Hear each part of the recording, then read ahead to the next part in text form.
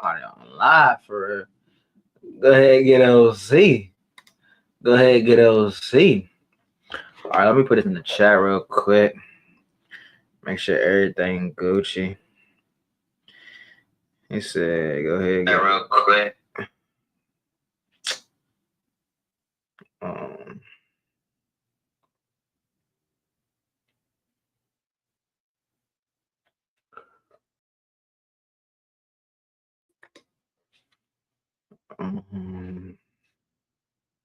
One second, fam. Let me go ahead and share the link to the chat. You feel me? To my social. What we talking about? We talking about AMD. We talking about HIMS. We talking about Meta. We talking about. Let's do a video. That's always a good topic. NVIDIA.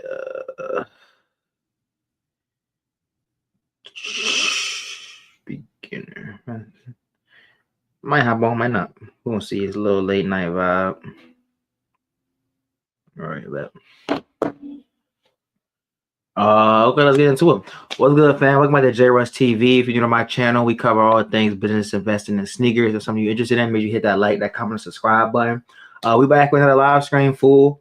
We're gonna go ahead and get into the usual scheduled program. We're gonna talk about the economic sentiment right now. We're gonna get into the VIX, Robinhood portfolio update, some updates on stocks. Always get into the money first. Then we're gonna get into my portfolio. Do want to go over AMD's earnings a little bit. They did have a solid earnings, so I think that's something good I want to share with y'all.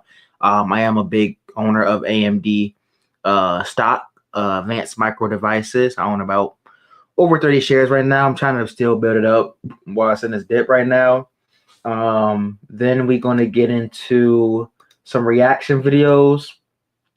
Got a couple different reaction videos. I'm gonna leave the timestamps below in the description so y'all can kind of just siphon through what y'all want to really look at.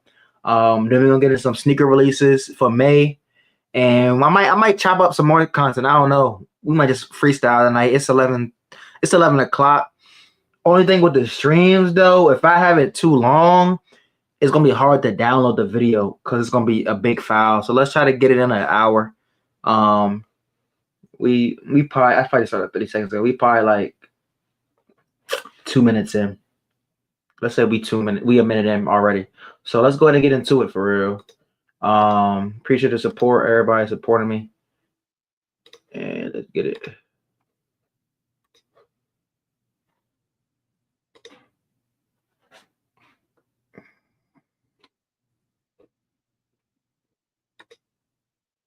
What's good, fam? Welcome to JRuss TV. If you're new to my channel, we cover all things business and investing. If you return to my channel, I appreciate you tuning in. We're gonna go ahead and get into it, man. Man, oh man, stock market been crazy, bruh. Stock market been crazy. Stock market has been crazy. Let me go ahead and bring this up to the screen for y'all, and let's get into the consumer sentiment right now. Right now, we're greed. We are in pure greed right now. I don't even like that. I like this one. Yeah, we're in greed right now. If y'all can refer to my last if y'all go back to my last live stream, my last stock video uploaded, we were in 4. We were in 4. No, that was, I don't know, was it was the last one or one before that? We was in 4, bro. If y'all been tuning in, if y'all been following me, bro, we was down here in the extreme fear not too long ago, bro. That's the scary part about it. And now we're in greed. So the stock market has been going up, as you all can see if you've been following. Now let's get into the VIX. I know I like to go into the VIX too. Right now the VIX is at 29, so that's not too bad at the moment. VIX is at 29, so that's not too crazy right now. But if we go back on the month, we was at a high of 6 months. April 7th, we was at 52, bro. We was at 52 at April 7th. Now we already back down to 21. And those who are kind of new, VIX is a ticker symbol, popular name for Chicago Board Options Exchange. So it's a volatility index. So it shows how volatile the market is. If the VIX is ever over, like from what I've been hearing, if it's over like 30, you should be buying. We hit 45. By all means, if y'all was following the channel, I was buying like crazy during this time, and we up right now. My private portfolio, we up 30%. We went up 30% in the past month, and I'm not even gonna cap the y'all because I don't even like capping. But hold up, let me show y'all real quick.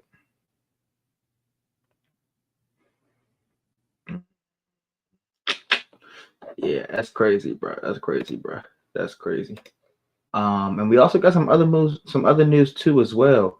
Shout out AMD Investing. I'm a big fan. I watch his live streams a lot. He's a good dude. And this just came out with Donald Trump. This was 2 hours ago. Before I do that, let me show y'all the stock because I don't like all the cap rap on the internet for real. And I'm probably gonna need to mirror my video. Hold up. Right here, I posted on my Instagram story. If y'all don't follow me on Instagram at JRuss. Oops. If y'all don't follow me on Instagram at JRuss23x. But right there, 32%. Can y'all? No, it's actually I need to mirror it. I need to mirror it. It's right here. Up 32%. And I said, great earnings week. Told you about a dip. Now we ride. 32% up the last week, bro. So I told y'all should be buying, but hey, if y'all was following me, JRuss TV, the realest one on YouTube, we told y'all to be buying. So hey, it is what it is. But Amit, I like his channel. He does pretty legit keep his stuff up to date. Donald Trump tweeted May 10th, 7:21 p.m. A very good meeting today with China and Switzerland. Many things discussed, much agreed to. A total reset negotiated in a friendly but conservative manner. We want to see for the good of both China and the U.S. and opening up of China to American business. Great progress made. Hey, what I tell y'all? I told y'all it was an article that came out. They should be reaching a deal in 3 to 4 weeks. That was 3 weeks ago. So we got a week left to go. He literally tweeted. Not tweeted, but on the call. Dang, can I share that with y'all? Dang, I can share it from my phone. I don't know if I can share it from then.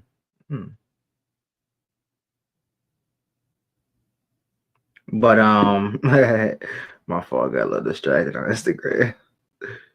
Before where's it at? Right here. Now, let me tell you this. This is what Trump said. Like, he said this past week. When he announced the pact, they got to deal with India and I think Pakistan. I think it was India with the UK. No, I'm wrong. UK. A deal with the UK came out this past week, so the stock market went up. And this is what he said during the conference. Go out and buy stock now. Let me tell you, this country will be like a rocket ship that goes straight up. This is going to be numbers. Let me play that one more time for y'all. Go out and buy stock now. Let me tell you, this country will be like a rocket ship that goes straight up. This is going to be numbers. Like I said, 32%, no cap, right there, past month. Oh, this is my private portfolio.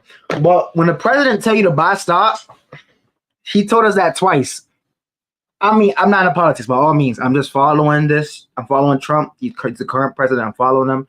I have a lot of money invested in the market. So what he says, what he does impacts me. So I got to stay up to date. I'm not too big on politics and all that. By all means. But when Trump say that, though, you feel me? If the president say to buy, I'm buying. So I doubled down on my hands position. I didn't double down. I added probably like 25% on my HIMS position. We can go ahead and get into this on my private portfolio. And the public portfolio, which I'm showing y'all now, we can go ahead and get into that. I did get some more bread. I added about a band back into the account. I put like 600 into this one, and then I put 400 into my Roth IRA, a private. I'm not gonna show that on the screen. I'm just gonna show y'all this public one. But I put about 600 in here for real, so that should probably last me. It might not last long. I'm probably gonna invest it, but if another major dip comes along, I will definitely be buying heavy. Main two I've been prioritizing is AMD and HIMS. If y'all been following the market, HIMS has been going crazy, but we will get into that. Let's start from the beginning. S&P 500. I'm up 14%.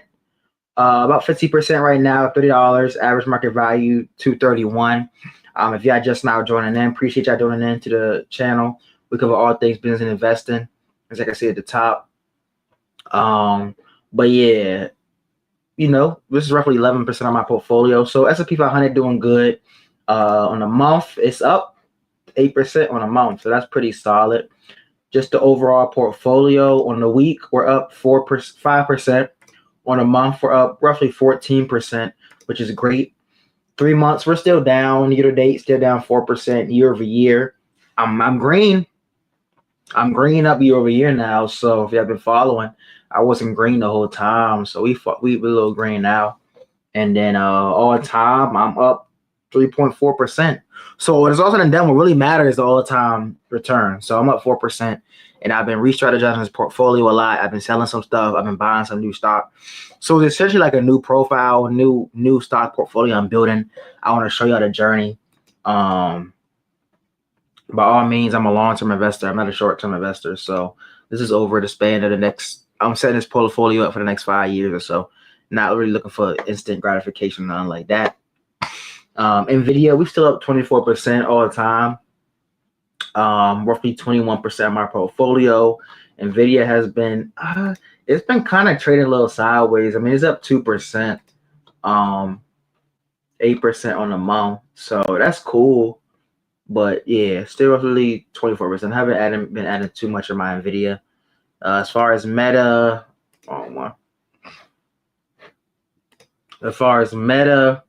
where we just about broke even again. My average is 586, so a little higher than what's in my private account. But we barely broke even right here so far. On a month, we up 5%. On the week, we're lowered down a little bit. Next, we're gonna get into Celsius. Celsius has been doing pretty solid. Earnings was okay. This is still a hold. I might buy a share or two. We're gonna see how the market go. But on the week, it's up 6%. On the month, it's about break even. So, that's more of a hold for me right now still. But I'm not gonna sell it. I did sell Rivian. AMD, I will still be buying. AMD heavy. On the week, it's up 3.48%. On the month, it's up 15%. Now. If y'all was following my last video, I was telling y'all with the homie NVIDIA versus AMD. I said, personally, I think AMD might have a better return. It's a lower market cap and a whole bunch of other things. NVIDIA is already at a $1 trillion market cap. So it's like the chances of them doubling, tripling, in the short term is like, AMD, it's lower market cap. They are spending their margins, and we'll get more into their earnings report in a minute. I'm gonna get more into their earnings report in a minute. But yeah, that's pretty much for that. AMD still down 13%, 16% of the portfolio. Average call is 118. So I've been bringing that down a lot, and I'll continue to bring that down.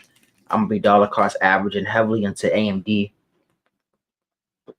and HIMS over the next couple of weeks or so. Next, we have SoFi. I'm still down, but it's creeping back up. My average is $15, down about 15%. So 60%, that's not too bad. Roughly 18% of my portfolio. This isn't a company I wouldn't be mad at adding more to, but I'm just trying to prioritize the capital that I have right now. I don't have too much, so looking for the best deals right now. A lot of mini deals, but I'm trying to double down on things. HIMS, this is the best performing stock right now I have in this portfolio. And my personal portfolio is performing very well. I did add some more HIMS. So as y'all can see, I got a weekly buy, about $5 a week. I'm gonna be putting in this joint. And I bought $28 worth the other day. I put about $100 in May 3rd, and made $50. So I put about $200 in Hims over the past first week of May. And yeah, if y'all remember, y'all been following me, I saw this. I was down a lot. I was buying high, then it fell down, and then they've been doing a lot of deals lately. So to kind of recap quick on Hims, we're not gonna be going to report anything like that for this live stream. I'm mostly gonna focus on AMD. But with Hims, quick recap, bro. One, they got a Novogorsky deal. It's a healthcare company. Big healthcare company, and they're selling their GLP-1s on their platform. Now, it's a weight loss drug, and it was taken down at first because they were compounding it, but now that Novo is partnering with them, that was a huge relief on the bears sentiment, because it basically means people were afraid that Big Pharma was not going to accept Hims and was going to keep trying to knock them down and things like that. But the fact that they're partnering with them, a major one, for the first time, that literally erases some bear thesis on this stock portfolio. So in the company, give short context, and the investor community, people have a bull thesis and a bear thesis. Bull means I think the stock is going higher, 10-20% higher from where it's at now. Bear thesis think it's going lower. So I try to keep up to date with both the bear and the bull thesis, so I'm not just overly bullish. But that kind of wiped that out. 2, earnings report, great earnings report, growing out 111% year over year. Great, phenomenal. They just hired 2 new people to the team, a guy from Amazon and a new CTO who was a part of AI self-driving FSD cars. So that's a great addition to the team. The other guy was from Amazon, who led their healthcare area and some other things I can't really remember at the time, but great acquisitions for the company. Very precise, very strategic. And they just did a round of funding as well to raise some money. They were going for $480 million. They ended up raising close to $1 billion in funding. So that only means one thing. They're really looking to invest. They said their growth levers are continue to personalize healthcare for their customers. They want to expand globally, and I think bigger acquisitions. Those are main 3 things. They're gonna be $1 billion, bro.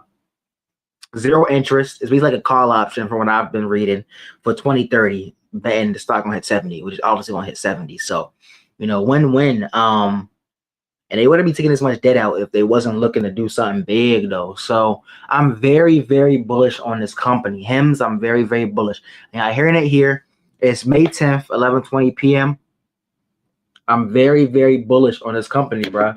It's going to do great things, and it's pretty much the healthcare Amazon, bro. It's the healthcare Amazon. It's the healthcare Amazon. They compare this to Amazon, Netflix, Spotify. That's what they compare this company to, because essentially, I'm going to rant, but essentially what the CEO was basically interpreting, Hims is the platform. Hims is Netflix. Different companies can put new TV shows on Netflix, different songs on Netflix, different products on Amazon. That's pretty much Hims for healthcare. So they have GLP-1s, weight loss drugs. They have ED pills for men. They have diabetes pills. They have hair loss. They have menopause, I think, or they might be adding that. They have testosterone coming soon. So anything you can think of, they can add that to the platform if it revolves on healthcare. Now, bigger companies like Eli Lilly can potentially be partnering with them in the future to offer their drugs on the platform. And the healthcare has not seen a major disruptor in a long time now. Amazon, you got the big techs, Amazon, Meta, Google, Apple. These are all tech, e-commerce, music, whatever you may have it, social media. But healthcare, not really. There hasn't been a disruptor in healthcare. The CEO said in the past 10, 20 years, there has not been a big disruptor in healthcare. And I'm strongly believing Hims is the next one. I have a big position in my personal portfolio. I have a big position in it. And I think they're definitely poised for greatness, bro. They're definitely poised for greatness. And as y'all can see, I'm up 23% right now, $80. And that's amazing. great return. That's why I'm saving some dry powder in case it does dip, so I can buy more. But definitely long on HIMs. They even said in their earnings report that they can expect 6.5 billion in revenue by 2030. And if we look at the past earnings reports, they always guided conservatively, and they always either double beat or triple beat like their revenue. They always beat, so they definitely sandbag a lot, and they don't really, you know, they don't hit the numbers. They surpass the numbers. Every price prediction they surpass. So this is easy $100 stock. It was just at 25 the other week. I was buying crazy then.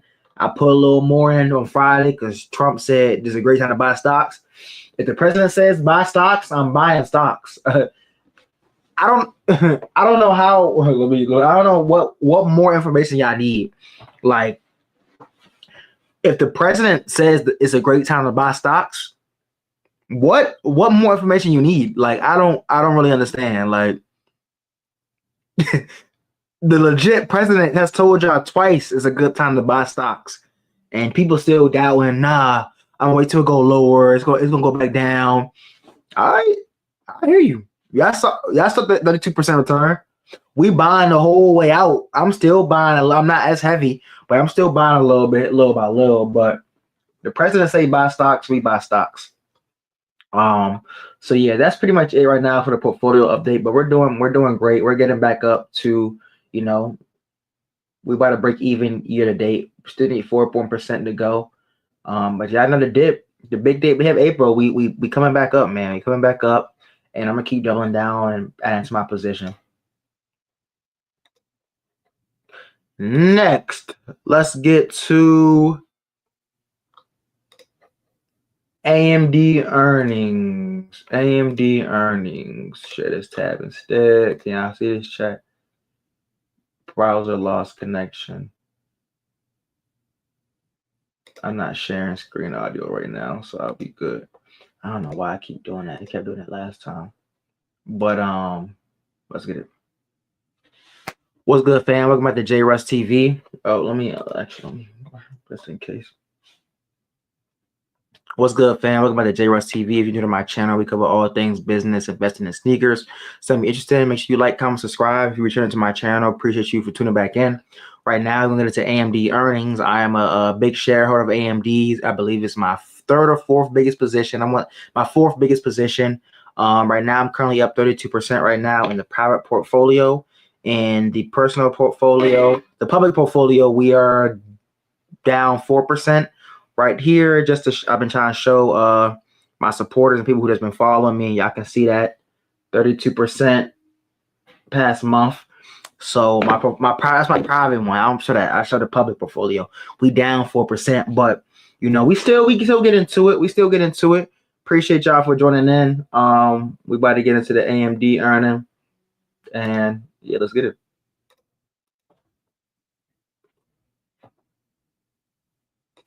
So let's see.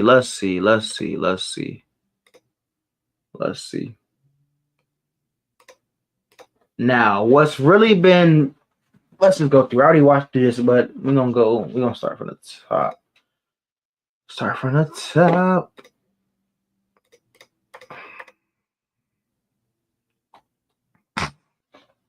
Our AMD journey. Hopefully y'all can hear me. Let me make sure y'all can hear me. Too bad at the moment. Test. Too bad. Test.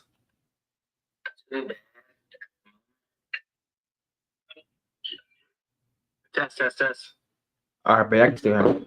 So AMD, leadership product portfolio, expanding customer and partner ecosystem, data center and AI growth, strong financial foundation. I don't want to make this too crazy. We're just gonna get into the meat, the juicy stuff. You know what I mean?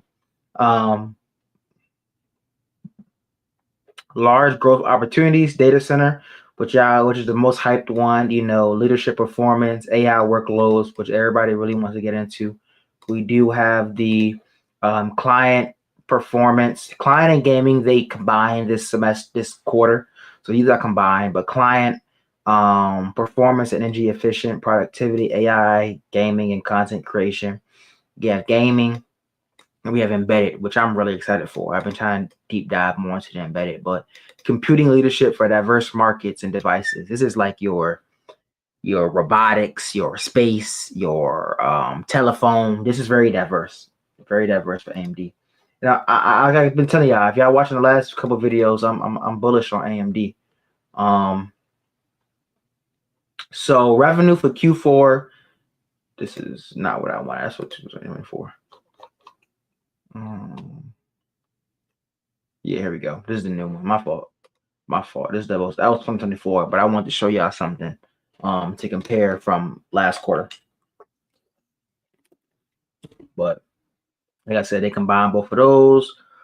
March 31st announced completion acquisition of ZT Systems.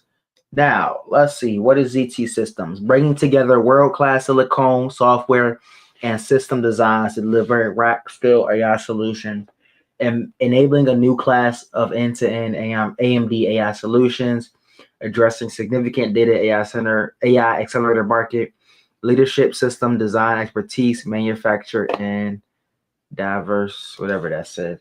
Now, ZT Systems is a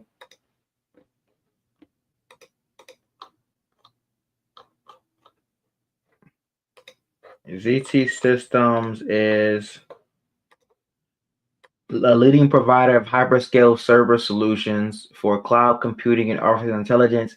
They design, manufacture, and deploy servers and storage platform for use in data centers, often for cloud providers, internet infrastructure companies, and research institutions. Huge chess move for AMD, and I'm glad they made this acquisition. Very, very, very, very important. Very, very important. Let's keep going. Now, get into the money. Revenue Q1. Revenue, first quarter revenue of $7.4 billion, which is an increase of 36% year over year. That's a great number. Revenue growth in both data center and client gaming segments. That's good because their embedded segments are not profitable yet, but I want to show you something later. Gross margin, GAAP 50%. Not too bad. Non-GAAP 54%. Operating income is up to $0.8 billion. Increase in operating income driven by higher revenue in the data center segment and client and gaming segment. Okay. Don't care about that too much. Let's see. Year over year, up 32% in revenue. Gross profit up 46% year over year. Gross margin up 3 points. Operating expenses is up 16%, but that's okay because their revenue has been growing. So of course the expenses may go up. Operating expenses divided by revenue was down 7%. Okay. Okay. Net income up 476%. That's cool. That's on a non-GAAP. That's cool. Segment results. Data center is up 57% year over year. That's pretty impressive. Operating income 72%. Client and gaming up 28%. And their embedded is down 3%. Now, this is what I want to show y'all though. Even though the embedded is down 3%, if we look at Q4 2024,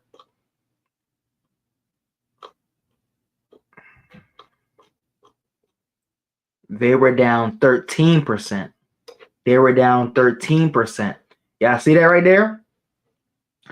13%. What's up, fam? Appreciate you for joining in. Right now, we're currently going over AMD stock. A big holder in AMD. Just hit the like, comment, subscribe button if you find this content entertainment.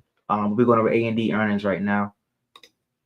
But yeah, their last quarter in their embedded segment, they were down 13%. Now, currently, Q1 2024, they're down 3%.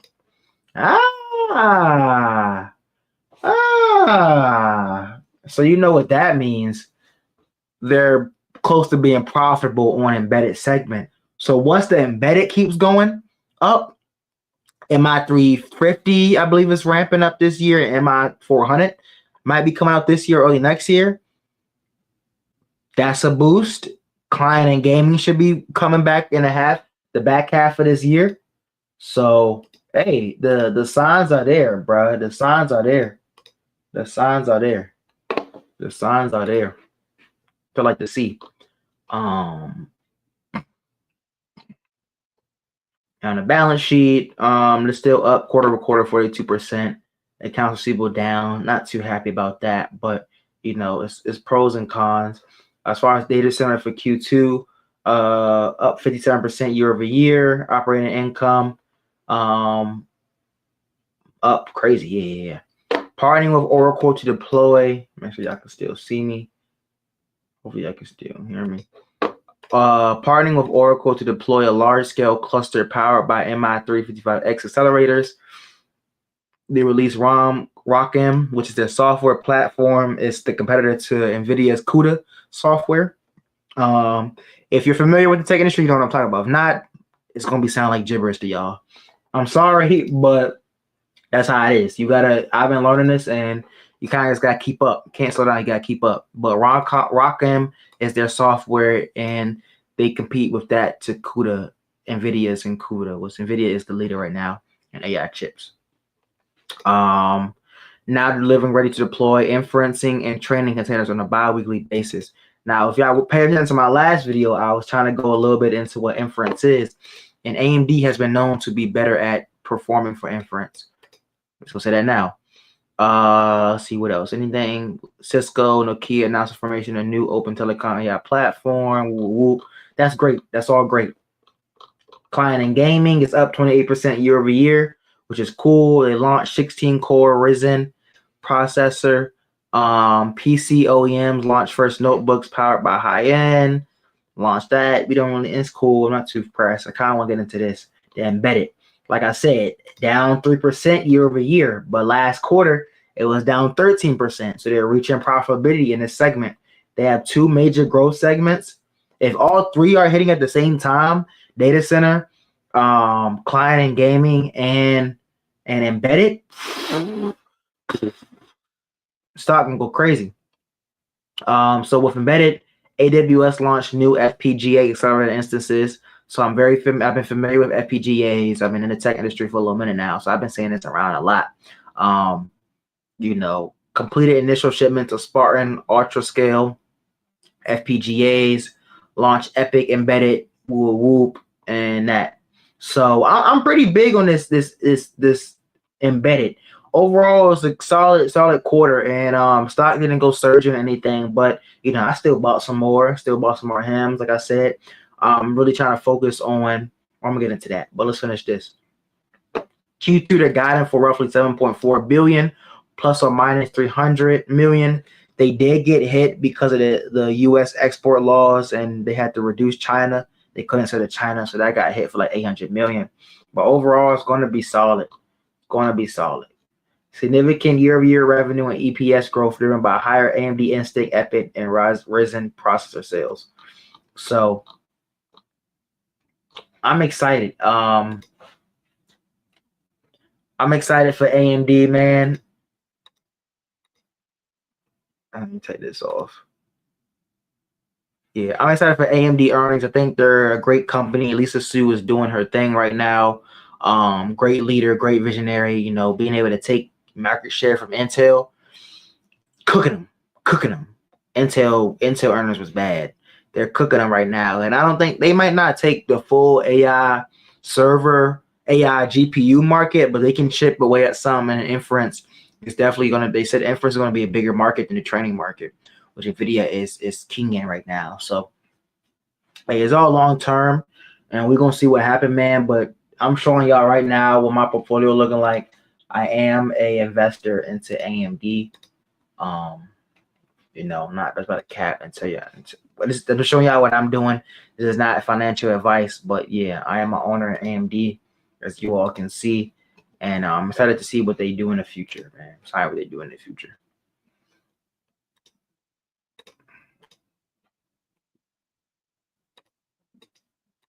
All right, so that goes for stock market update.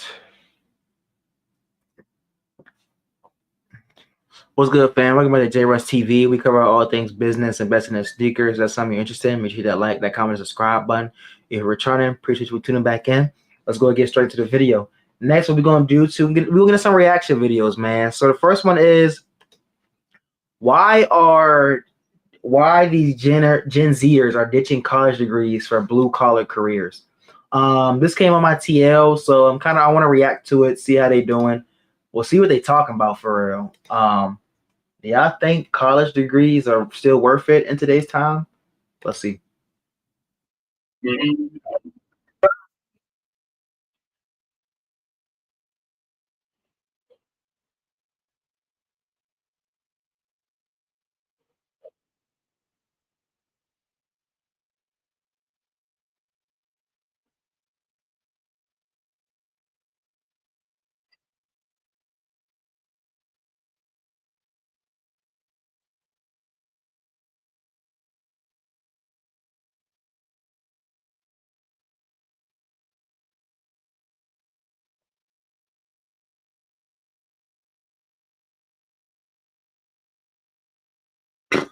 What the world? ho, ho, ho. Annual cost of college attendance. They said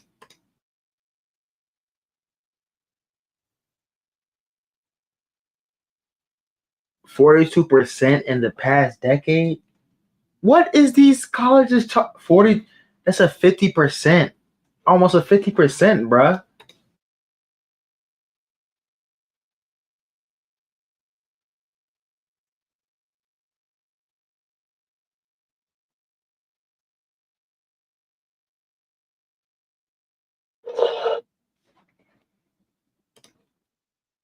My fault, got some ads.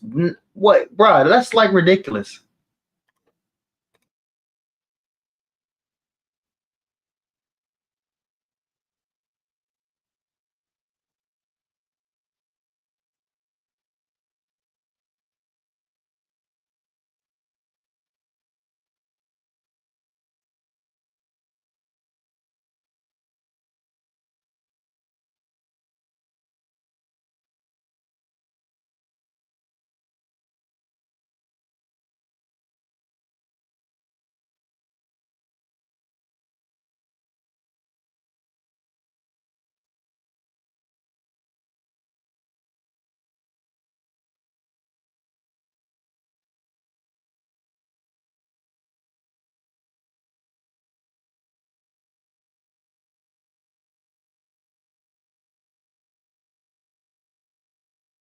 Oh, BAE Systems OC. She worked for BAE. That's solid. That's solid. That's solid. That's a great company. That's a great reputable company. I've seen them in the tech industry a lot, so that's solid.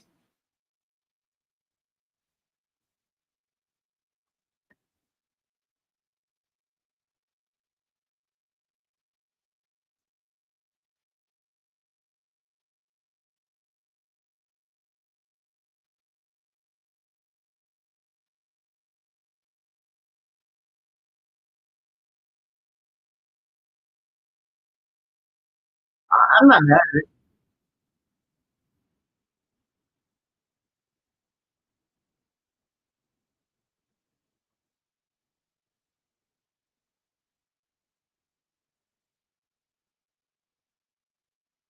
I'm not mad at it, chat. I'm not mad at it. I respect it.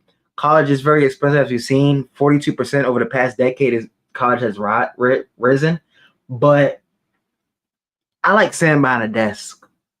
I like being on the computer. I'm a computer guy. I like AC. I like air conditioning. Using my hands and on my feet all day.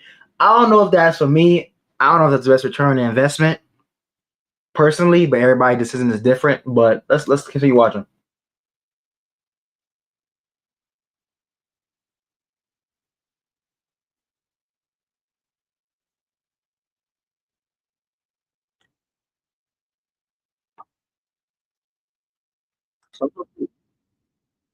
That's OC. That's what's up. And 52 at 19? That's OC. That's OC. That's OC.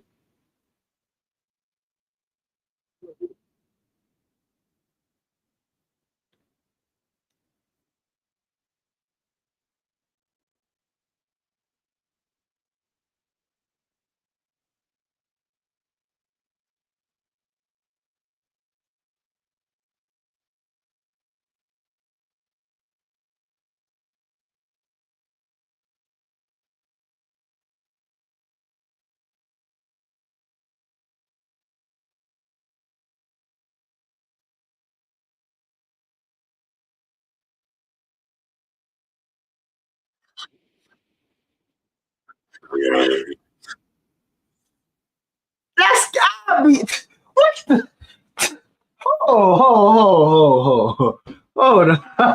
How much, bro? That's crazy. Hold on.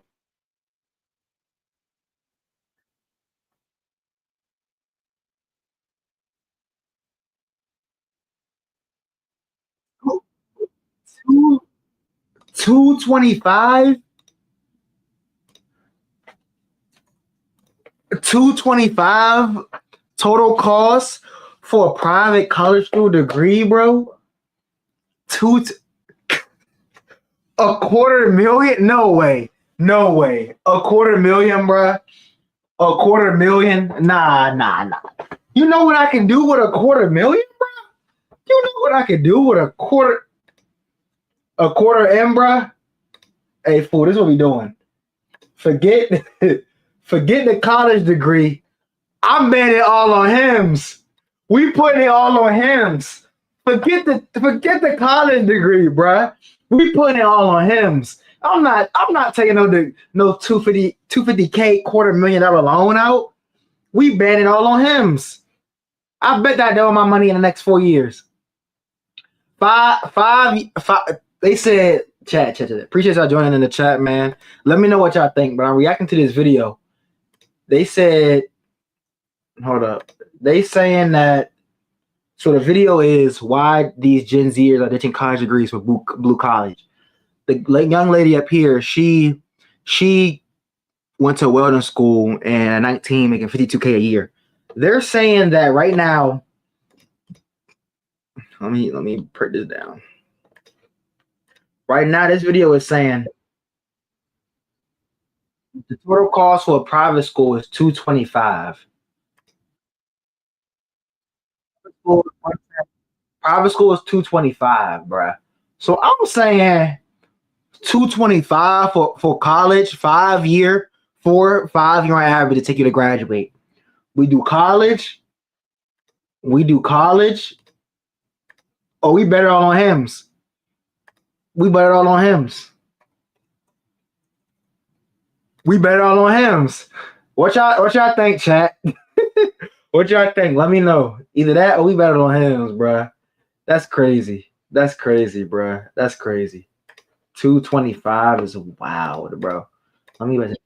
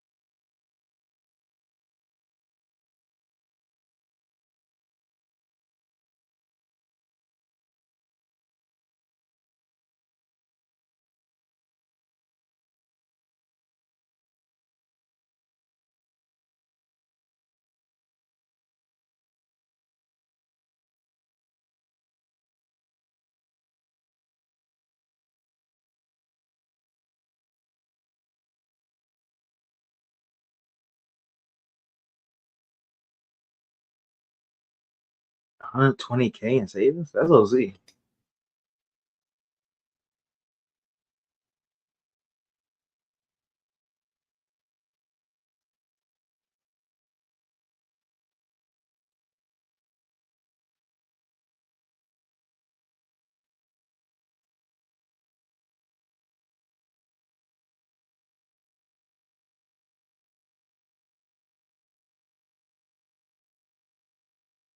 That's all right.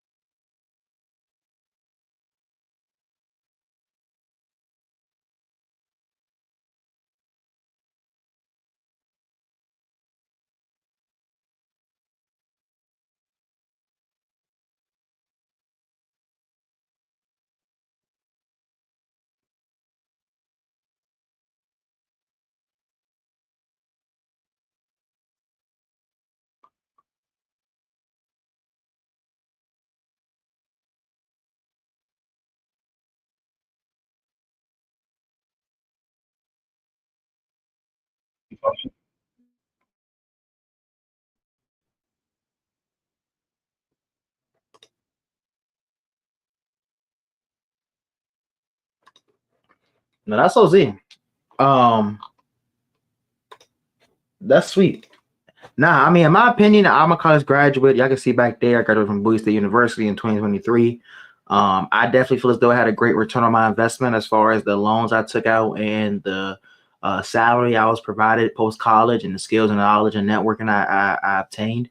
So definitely a great ROI on my standpoint, but I know that's not a lot of people's experiences in college. A lot of people are in tons of debt and are making way low than the average salary. So it depends on what you major in, how strategic you are, what internships you do, what projects you do, how you build your portfolio. A lot of that goes into it. But I mean, what's for you is for you. You know what's best for you. But college isn't a scam. You can if you do it the right way, it can pay off in your benefit. But as we saw in the video, she was making 52K at 19 for welding.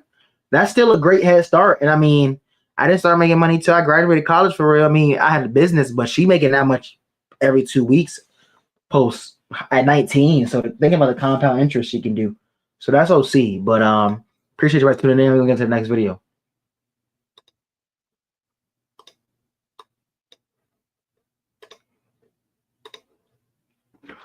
What's good, fam? Welcome back to JRuss TV. If you're new to my channel, we cover all things business and investing. If you're returning to my channel, I appreciate you for tuning back in. We got to get back into it. The next topic we got right now is AI and robotics, man. So meet the new Amazon robot that can feel what it touches. I don't know. I saw this on the algorithm. We're gonna tap into it, but you know, Amazon's a very, very big tech company, and I am an investor. So we're gonna see what they're talking about. And yeah, make sure to hit that like button for the algorithm. Let's get into it.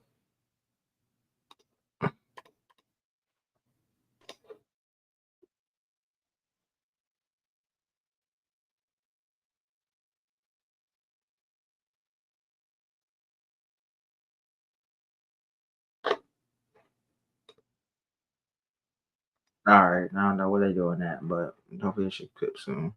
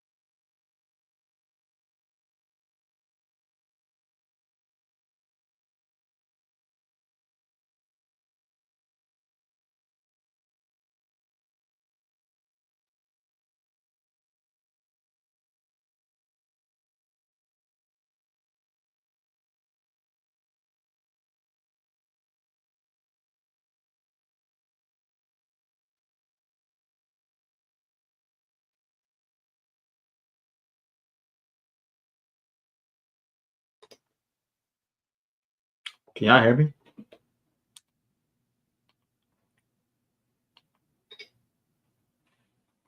Can y'all hear me? This thing wasn't even playing.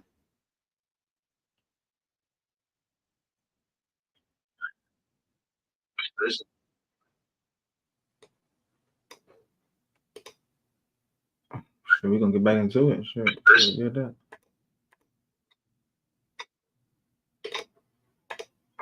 We're gonna get back.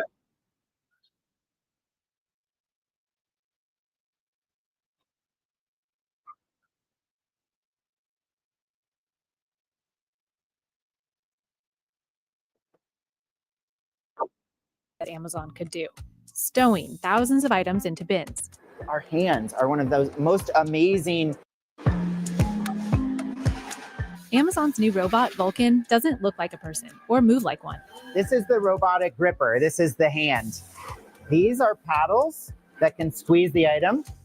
But it's doing a job that until now only people at Amazon could do, stowing thousands of items into bins.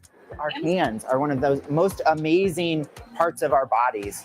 And it's that physical intelligence, that physical AI that we're trying to give to the Vulcan robots. While other robots rely on cameras, Vulcan is Amazon's first robot that's able to feel the items it touches, meaning it can handle way more items than past robots, choosing and placing them accurately. So on a single shelf, you might be able to create a certain size space, maybe for a dog toy, but not for a basketball. The robot is doing that assessment.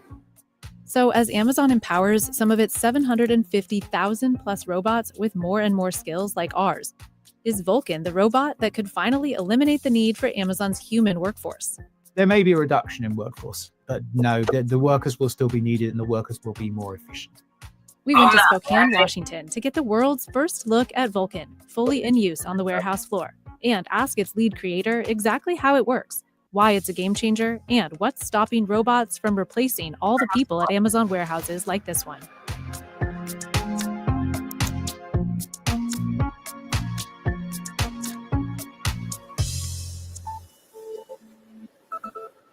So the warehouse is 2.6 million square feet. It has 2,500 full and part-time employees. Those employees are handling 3.5 million items every week here, with a lot of help from thousands of robots. Amazon says globally, robots help with 75% of all orders. Amazon is one of the most advanced robot users in the world. Now, robot warehouses are an astonishing thing. There's some 5,000 robotic drive units here, ferrying packages around and tall yellow bins filled with items. Instead of a human being going to get the product from the shelf comes to the human being. Except for some drive units, most of Amazon's robots, including Vulcan, operate behind a fence. To make sure that everyone around them is safe. Robotic arms like Cardinal, Robin, and the newer Sparrow have been moving items and packages around in Amazon warehouses since 2021. But those primarily rely on cameras for detection and suction for grasp. So we give the robot a sense of touch using a sensor that measures force in all three directions. Aaron Parness spent 10 years developing robotics for. This is real gonna be the future, bro. It's like AI is really taking jobs like right in front of our eyes. Like it's crazy what technology can do. Space at NASA's Jet Propulsion Laboratory before joining Amazon in 2019. Now he leads the team that developed Vulcan. When the idea first came up, he thought it was impossible. There was a recent PhD graduate who was trying to get the robot to stow items into the fabric pods. My first impression was, oh, how naive. The real world is going to teach this new grad that robots can't do these things. Then the team came up with the gripper with a special sensor and some key movement capabilities. Like sweeping the items to one side. And I had this pivot from, this is never going to work to, oh my gosh, this is the future. The final result, Vulcan, is a 3-part system. An employee puts an item from these yellow bins onto a conveyor where it's picked up by the first part, a moving robotic structure called a gantry. Which is a robot that moves horizontally and vertically. We'll take that bag of Skittles and put it into our buffer wall. It waits there until the robot makes a match. So the robot brain is looking for an opportunity where it can create enough space to put that bag of Skittles. Next, it's picked up by this robotic round foam disc. We affectionately call that the squash turner. So it reorients the item, kind of like it sounds. Things like books where you want the titles facing out. or things where you need to align it so that it'll fit in the space. Finally, the item is picked up by the gripper. It has conveyor belts built in, and so the item feeds forward and backward. So the gripper has a sense of force on its grasp axis as well. So we don't squeeze a bag of Skittles as strongly as we squeeze a physics textbook. That precise amount of pressure and torque is determined by an AI-powered sensor. This is the sense of touch that until now, experts say hasn't been put into commercial use in robotics. The other thing that's super cool here is this guy. It's an extended sort of spatula, and the force sensor, the thing that we're feeling the world, sits right behind here, right on that spatula. This new ability to adjust pressure means Vulcan can handle up to 75% of the 1 million unique items in inventory here in Spokane. Amazon's Sparrow robotic arm can handle some 60% of items, while Robin and Cardinal only manipulate packages. We're also using generative AI to predict how the items are going to move. So if I push on the t-shirt, is it going to compress? Versus if I push on the bowling ball. Vulcan's final step, finding the perfect spot to stow the item, adds some major efficiency gains for Amazon. One of the use cases we have for AI is predicting how much space we can make in a bin, and then taking the right item that maximizes the filling of that predicted space. So a bit like Tetris. It is a bit like Tetris. Now we got to go help people customize and save hundreds with Liberty Mutual. Interesting. Let me know what y'all think. Appreciate you for joining the chat, man. Let me know what you think in the comments for me. There is one robot you won't see all over the warehouse floor. In 2023, Amazon announced Digit, a humanoid robot by Agility Robotics that it's testing to help organize and move totes. In 2024, CNBC saw Digit being tested, but it's a long way off from being deployed at scale. These robots don't need to be limited by a human form. They can be better than us. So why not have wheels? And that's the question, is why are you putting legs on the thing? Why are you making it a humanoid form when there are better shapes? Vulcan, meanwhile, is not at all humanoid. Does Vulcan represent a moment where robotics have gone from gimmick to real-world application? To me, it doesn't matter if the robot has legs or wheels or it's bolted to the floor. I think the thing that makes the robot useful is having that sense of touch, so that it can interact in high contact and high clutter environments. That's the tipping point for me, and I think we're right there, and it's so exciting. Amazon says Vulcan operates at about the same speed as a human for now, but it also doesn't need to rest. We have downtime for maintenance and repairs and those kinds of things, but the robot is able to operate, 20 hours a day. Which The begs robots don't get tired like humans. Humans tired, they gotta eat, they be hungry. AI and robots don't get the tired. question, why wouldn't Amazon replace all its workers with robots? If you build a terribly complicated automated system and it breaks, then everything stops. Taking out the last human is so expensive, so disruptive. It would be a huge investment and an enormous risk. Instead, Amazon says Vulcan will create more jobs that are higher skilled, saying it spent more than $1.2 billion on free training to upskill 350,000 of its workers in the last 5 years. The new jobs are going to be in maintaining and operating the robots, in installing and building the robots. I think it will be an increase in more interesting jobs and a decrease in the dull, the dirty, and dangerous. Humans and robotics will need to be working closely together. In her 16 months at Amazon, Carrie Freitas-Hardy has moved from picking to working with the robots, helping when they run into issues. It would be many decades off to have them just come in and take over. So at this point, it's more exciting, if you ask me, to see the growth potential, because that is where it does increase jobs on the backside. Freitas-Hardy says she's not making more money in her new role. But Amazon does have a free mechatronics and robotics apprenticeship program, which it says typically leads to pay increases of about 40% in new roles like those at a fulfillment center in Louisiana. There are 10 times more robots than you would find in a building like we're in today. They have the same 2,500 full-time, part-time workers that we have here, but 30% more of those jobs are high-skill technical jobs.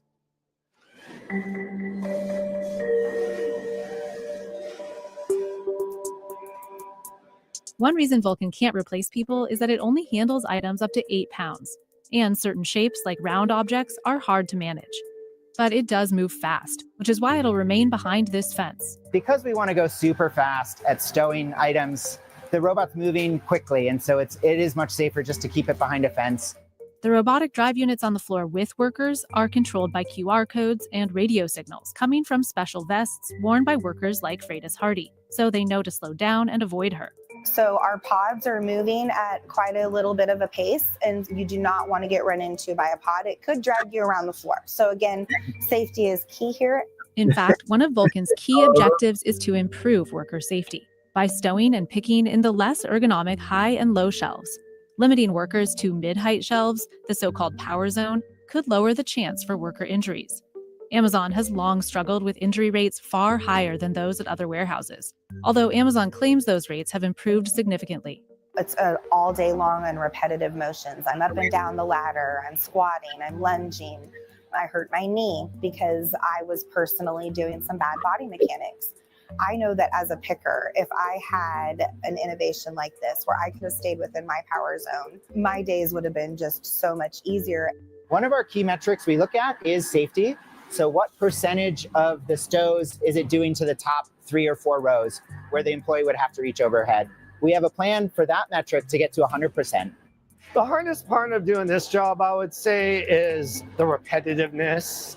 Stower Daniel DeMaio has been at Amazon more than 11 years. I expect everything to be fully automated within 10 years. I mean, absolutely, the way technology is going, and it has to be because of customer demand, I'm sure. But at least for now, experts say fully automated warehouses without humans aren't coming anytime soon. We used to call them dark warehouses, dark factories. We don't tend to talk about those anymore. Humans are so flexible. There's so much that a human can do that now very much we think about how can I bring in robots without having to make my factory dark. At one point, there were rumors of fully dark warehouses that were all automated, 24 hours a day. That's still the future? No, not at all. Like, I don't believe in 100% automation. If we had to get Vulcan to do 100% of the stows and picks, it would never happen. So if jobs won't be eliminated, what is the big ROI for robots like Vulcan? Product returns are incredibly high. They just saying that so y'all won't be crying that night. Product returns are incredibly expensive. Some of them will be because the wrong thing was put in the box. If you can reduce that, that's a real cost saving straight away. For now, Vulcan is only in 2 warehouses, this one in Spokane and one in Hamburg, Germany, and it's processed about 500,000 orders. Existing robotic arms like Robin have sorted about 4 billion packages. Dang. Amazon wouldn't disclose how much it cost to develop Vulcan, but it says it took 3 years and a team that's grown to 250 people. Ann Parness says Vulcan is a huge business opportunity.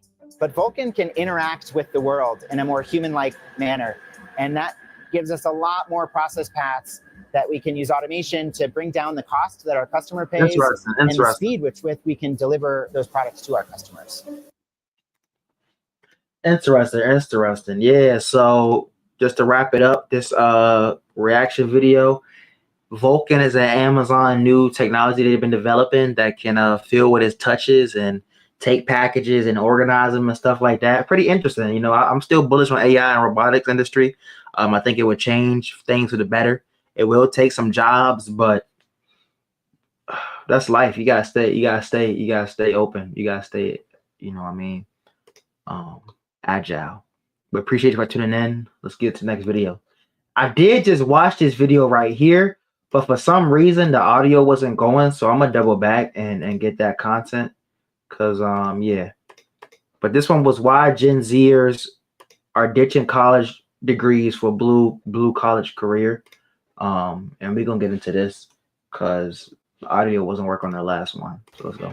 A historic drop in U.S. college enrollment. U.S. college freshman enrollment is on the decline. Many schools have seen those enrollment declines already. Since the last half of the 20th century, a college degree has been touted as a must-have for a stable and successful career. I did grow up around a lot of people telling me college was the route that you should go. My parents were always hounding me about going to college. All the teachers reminded you about making sure you get good grades so you can pass elementary school, middle school, and go to college. But earning that degree has become less and less attainable.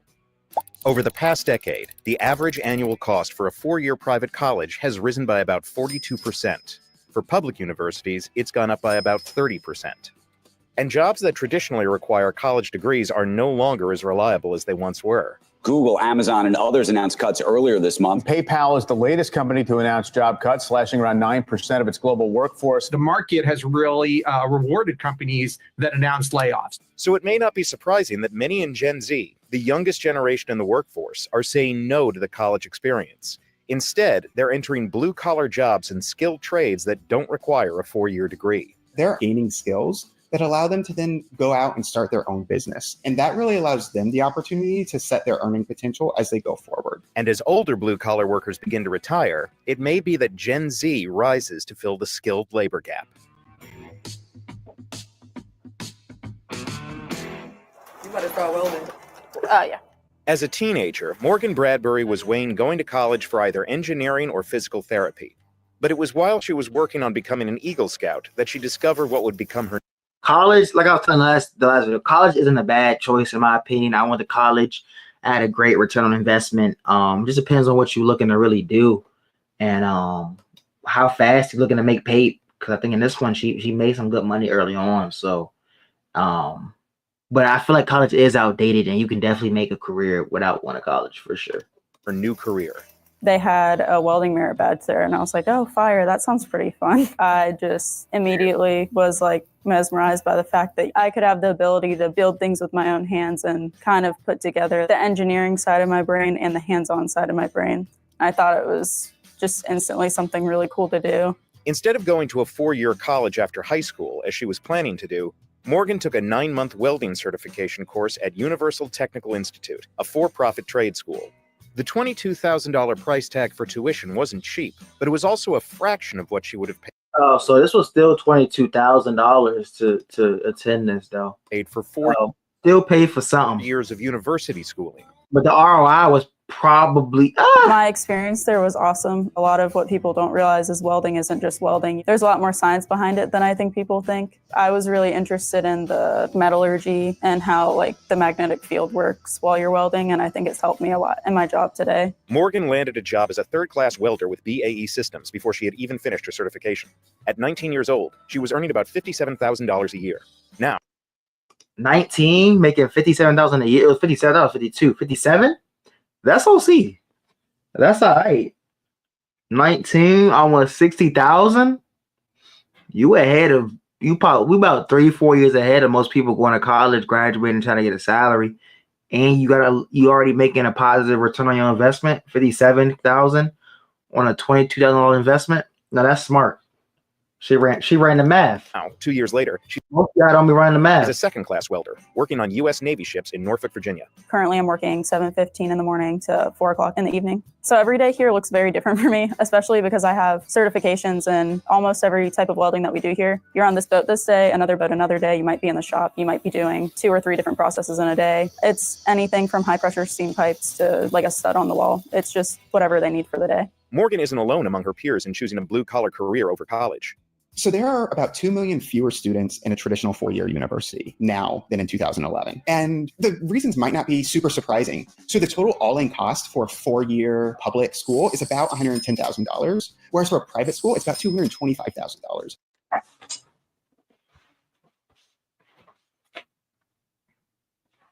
Am I reading that right? Oh, 225. 225, bro. 225, bro. Look at it. Y'all see this? What I'm talking? 225 for a private university, brother. We can put that in the. I'll put that in the hymns. That's what I was telling y'all earlier. I'll put that in the hymns. Give me 4,000 shares. I don't give me 4,000 shares. Dang. Give me 4,000 shares of hymns.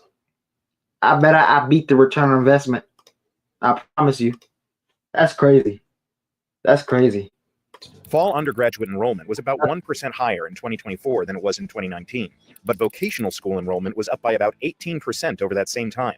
Tremper says that Gen Z is also responding to a market that is much more in need of skilled labor than it was in the past. For the last 20 years, there's been a decrease in interest in the trades, specifically around millennials. There was the Great Recession, which caused building to stop for a couple years. Starting in 2020, there's been an increased attention from federal policy about investing in infrastructure. Think of things like the Bipartisan Infrastructure Act. Think about the Science and STEM and CHIPS Act. all things that were really created to invest in the future of American infrastructure.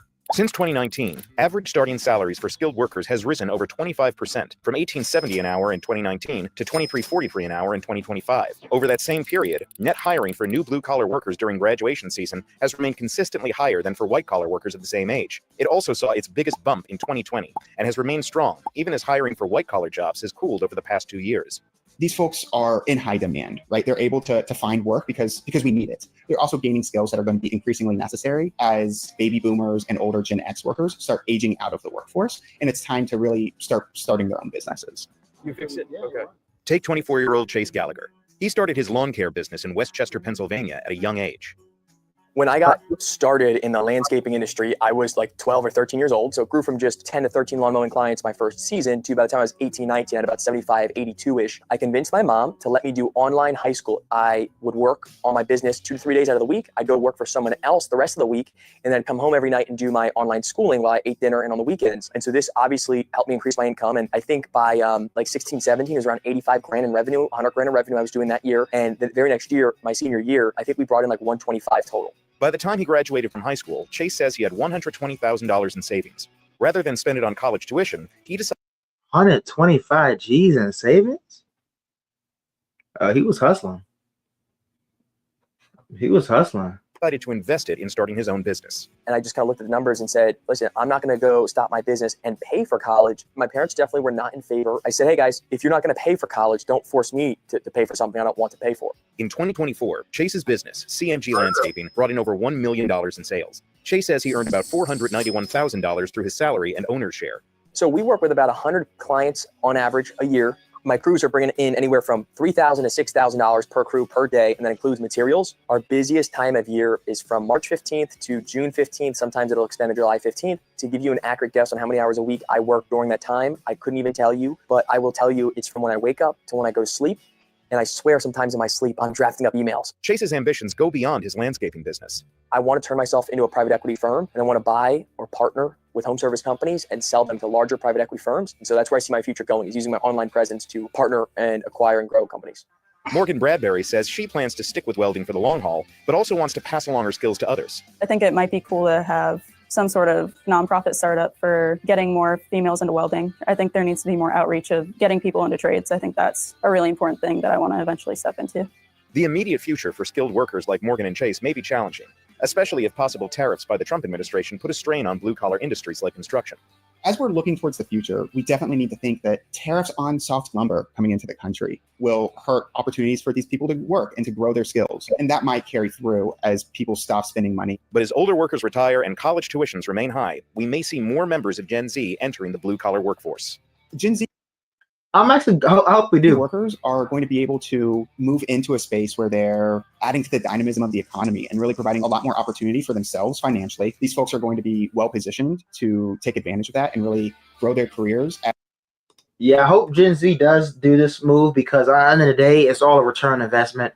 So if you take $100 grand out in loans for school and your max cap salary is $50,000, that's not a good ROI. She took out $22,000 and graduate the program making close to $60,000 a year.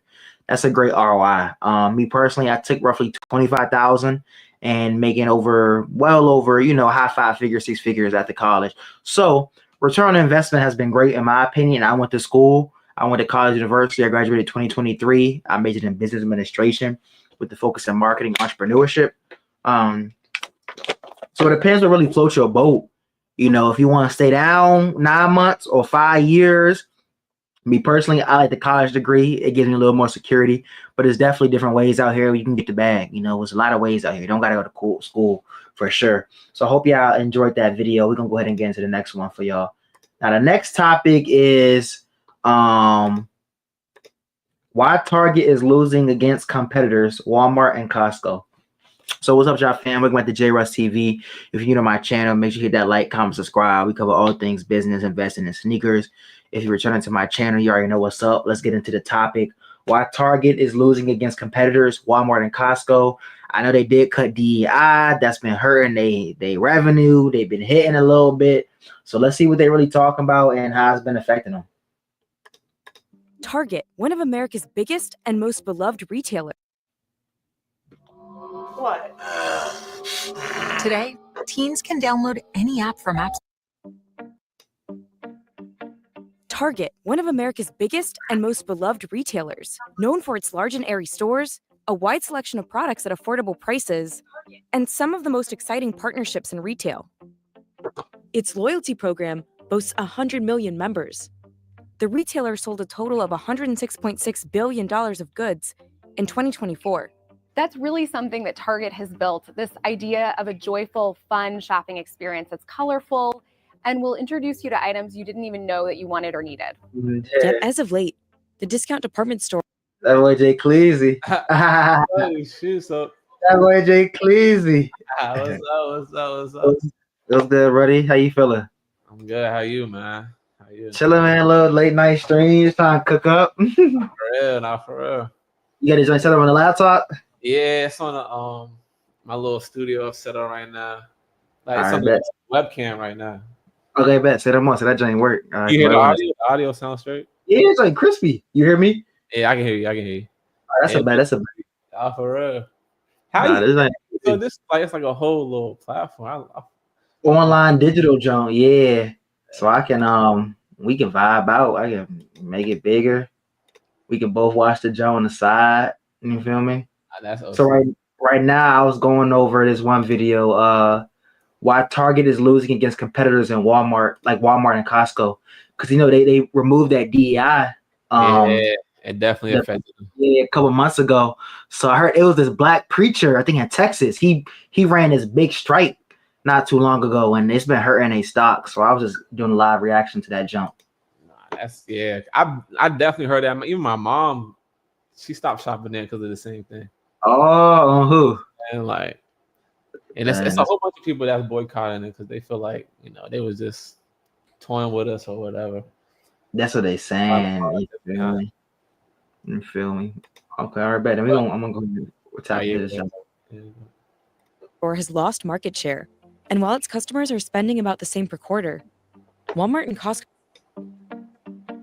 Target, one of America's biggest and most beloved retailers, known for its large and airy stores, a wide selection of products at affordable prices, and some of the most exciting partnerships in retail. Its loyalty program boasts 100 million members. The retailer sold a total of $106.6 billion of goods in 2024. That's really something that Target has built, this idea of a joyful, fun shopping experience that's colorful and will introduce you to items you didn't even know that you wanted or needed. Yet as of late, the discount department store has lost market share. And while its customers are spending about the same per quarter, Walmart and Costco's customers are spending even more. Between April 2024 and April 2025, Target lost nearly half of its share price. It's Hey, that's crazy. That's a big hit. A big hit. That's a big hit, bro. Ooh. It's Dang. like It's hard to get. that's crazy how dang. But that goes to show you the powers in the people. Yeah, for sure. If the people not spending with you, they don't like what you stand for or whatever. It's gonna show. They will get together and put a stop on that quick. Like, you know what I mean? 50%. 50% of market share? Dang. That's OZ.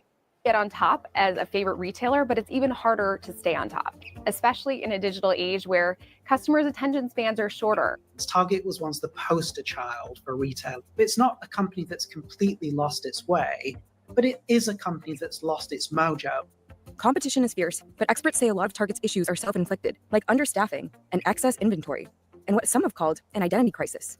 In general, I think there's confusion about who Target is and what it stands for at this point. The company needs to get back to some of that original feeling that it gave shoppers, but that can be a hard thing to do. So has Target lost its Target magic? And if so, how can it get it back? Target, like most retailers, is caught in the Trump administration's turmoil around tariffs. While on a 90-day pause, the volatility is damaging consumer confidence. Roughly half of Target's merchandise is sourced internationally. As of April 30th, the Trump administration has imposed 10% universal tariffs on most countries except China, which is set at 145%. Over the last few years, we've gone from where 60% of our imports coming from China to 30, and we're on a path to get it down to 25. So we've diversified our supply chain. to give us more optionality. And I think that'll serve us well as we go forward. We're going to try to make sure we can do everything we can to protect pricing. But if there's a 25% tariff, those prices will go up. The news about tariffs comes after the retailer reported yet another year of flat revenue. Foot traffic declined for 11 straight weeks between January 27th and April 13th, 2025. That period coincided with a 40-day boycott. Dang. Oh, see, that's the boycott they was talking about. Hold up. They January said 27th. Dang. Every single week. For the first quarter, it was down every week. That's crazy. Yeah, that's crazy. And April 13th, 2025. Like, what's the solution? Like, how do you come back from that? The DEI, I think it was about to get to that. Okay. That period coincided with a 40-day boycott over the company's decision to roll back some of its diversity, equity, and inclusion initiatives. A wider scale boycott is brewing. Competitor Costco, which stuck with its DEI goals, saw sales grow nearly 9% in March 2025 from the same month a year prior. I'm going crazy. Customers really don't like that confused positioning, and it's kind of trying to take a middle of the road position. The problem with being in the middle of the road is you end up getting knocked down from both sides. While shoppers aren't turning away from Target completely, Walmart and Costco's customers are spending more than they did 3 years ago. Target sells more discretionary products than competitors. It helps that Walmart is the nation's largest grocer by revenue. About 60% of its total sales are non-discretionary. For Target, that number is about 50%. When you're a destination for groceries, which is like a weekly, sometimes multi-week, multi-day in a week visit, you have more opportunity to get the customer to buy something else while they're in the store. Target has been seen as being, not quite so good value for money over recent years. And people have said, look, let's give Walmart a try, especially for grocery and some essential stuff. And again, once they've... Well, nah, for real, where you be shopping at though, bro? Hold on.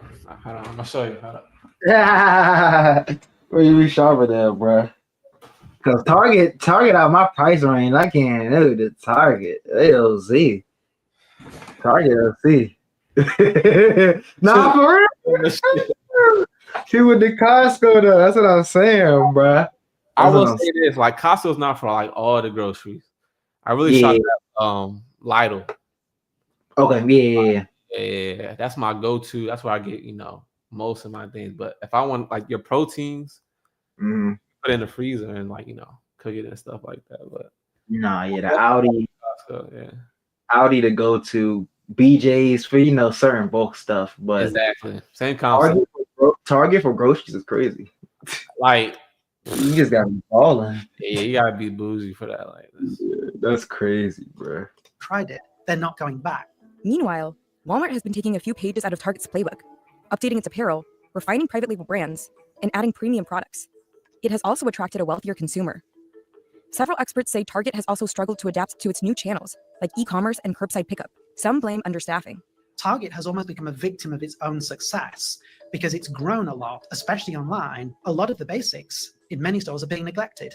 There are empty shelves because products not being brought out from the stock room. There are longer lines at the registers because Target doesn't have enough staff to open those registers. And this has really deteriorated the store experience. Target's problems are much bigger and more complicated.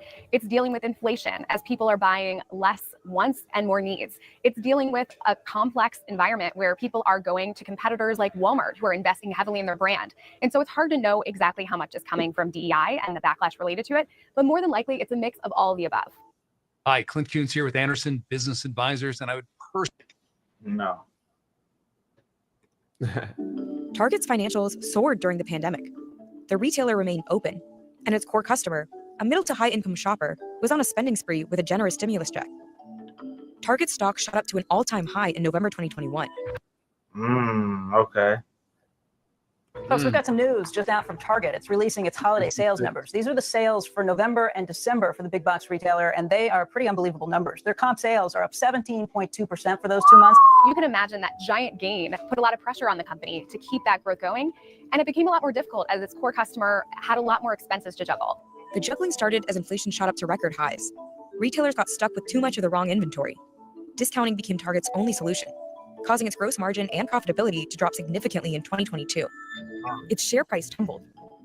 Target has offered a collection celebrating Pride Month for a decade, but during its second quarter 2023 call, CEO Brian Cornell said that backlash by conservative customers had hurt sales. The company removed some of the collection from stores and slimmed down its offerings online by 2024, but Target's issues haven't stopped at politics. After reporting its... We ain't gonna cover that, but that's very interesting. Yeah. I'm not gonna get into it, but that's a you know, but like, you know what I'm saying? For 2 years in its third quarter 2024, Target's share price plunged 21%. Walmart had beaten earnings the day before. During the call, Cornell laid some of the blame on increased costs associated with the October port strikes that stretched from New England to Texas. But the strikes only lasted a few days, and data revealed that the company misjudged a softening in consumer spending and over-ordered. Target has struggled to have the right things at the right times. For example, with inflation, it's seen a pivot to necessities like paper towels and food, and it had too many discretionary items like home goods that people weren't buying at the same levels. And then again, it faced this inventory challenge when the port strike was threatened. The company faced a lot of additional costs because it rushed to have inventory there. Target has partnered with famous designers for over 25 years. Italian fashion house Missoni or furniture and home goods designer Magnolia are just some examples. But Target is no longer the only one. It also hasn't reacted as quickly to trends and newness, which has proven easier for e-commerce retailers Amazon and TikTok Shop. It's a consumer that's on a budget. We want to make sure we delight them with great new items, but also the value they're looking for, that affordability every time they shop. So we'll continue to make sure we lean in and do everything we can to control prices, provide that value, and continue to delight them with newness along the way. Retail theft and shrink continue to be an issue for Target.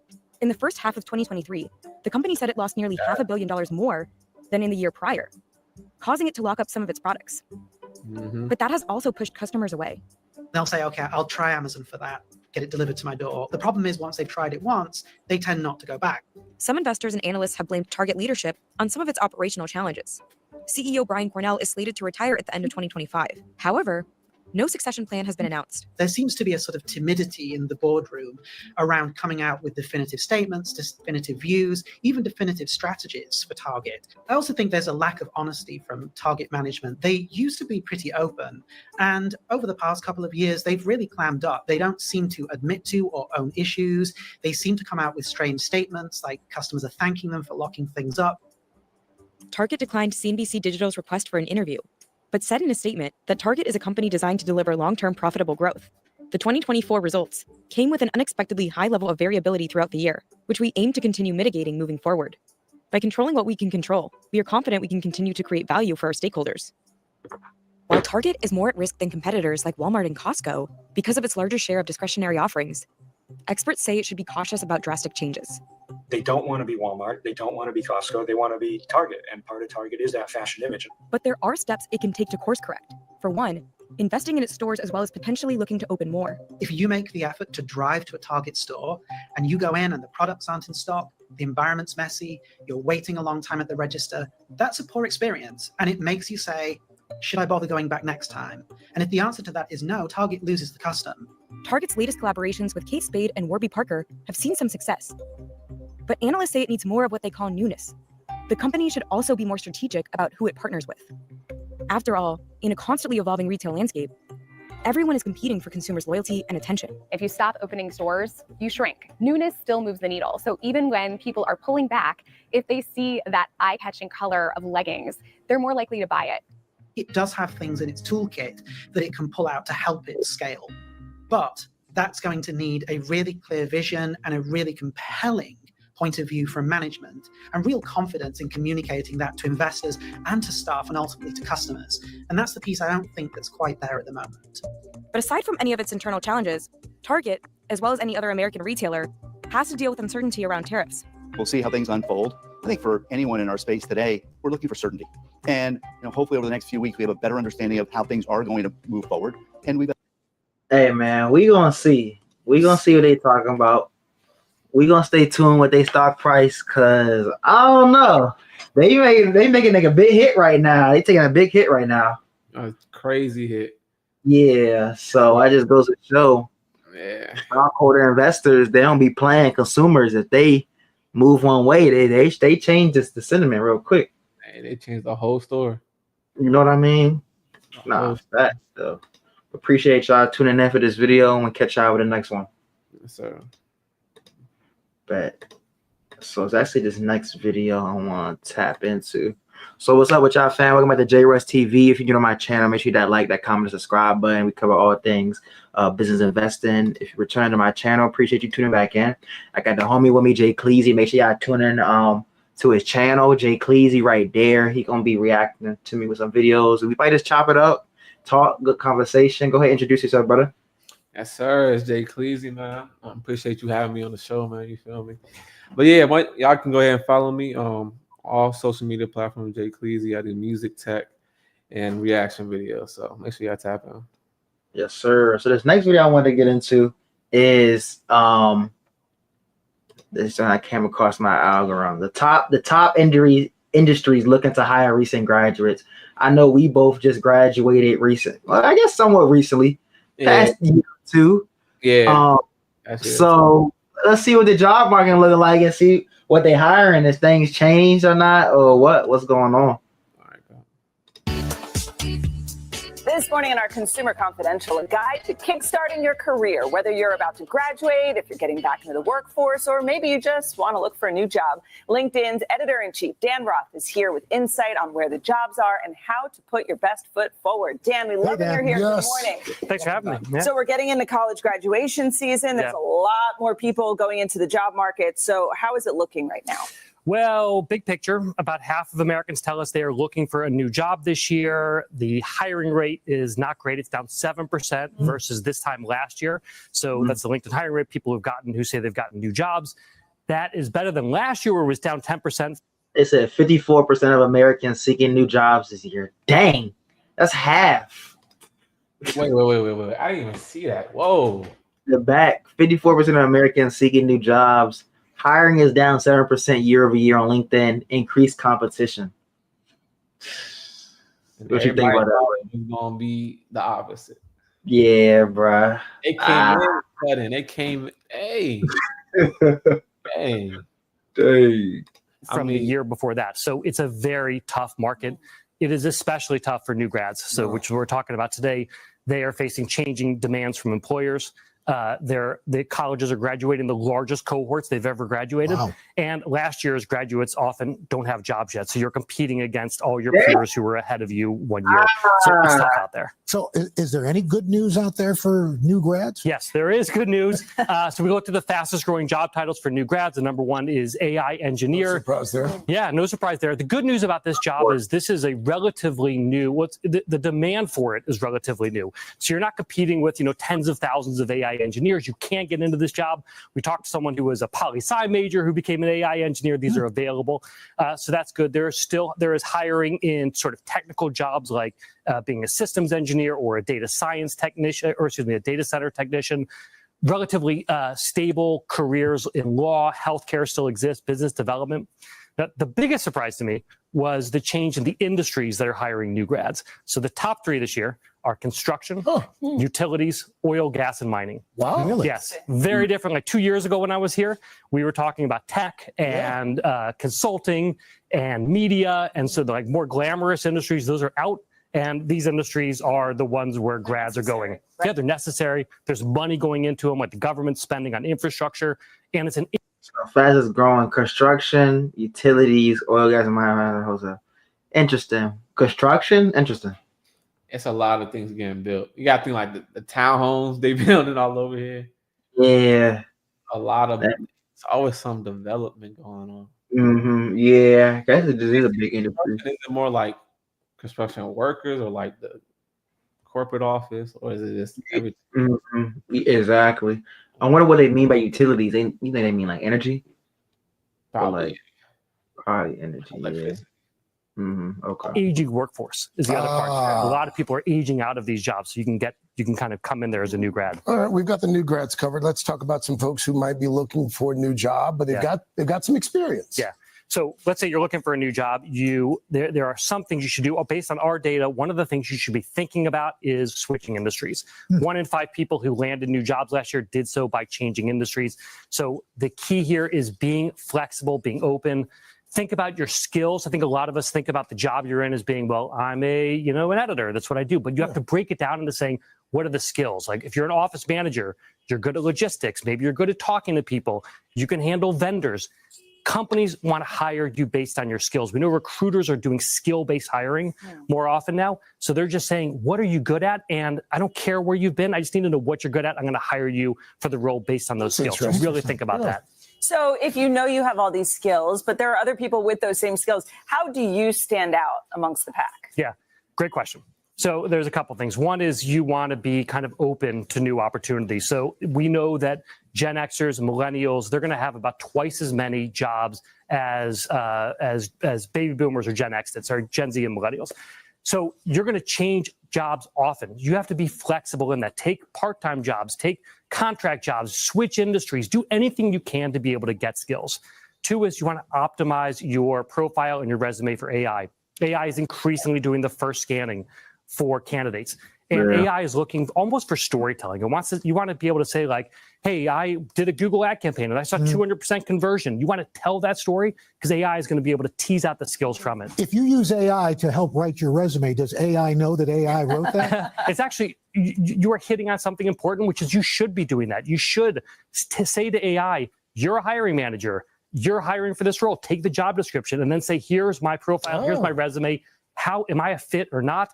And then tell me what it would take to make me a fit. So use AI to help you get hired by AI. I like your last point up there too. Bring the energy. Yeah. So I talk to CEOs. They say like they care about passion. You want to say, because they know these jobs are changing, companies are changing. They want to hire people who are going to raise their hand and say, I'm up for anything. I will fix your problems. I'll learn on the job. I am here to like make this company successful. So bring the energy. Absolutely. This is so helpful. Yeah. Dan, thank you so much. Absolutely. Thanks, Dan. Appreciate it. Hey, thanks for watching. Interesting. What you think about that, bro?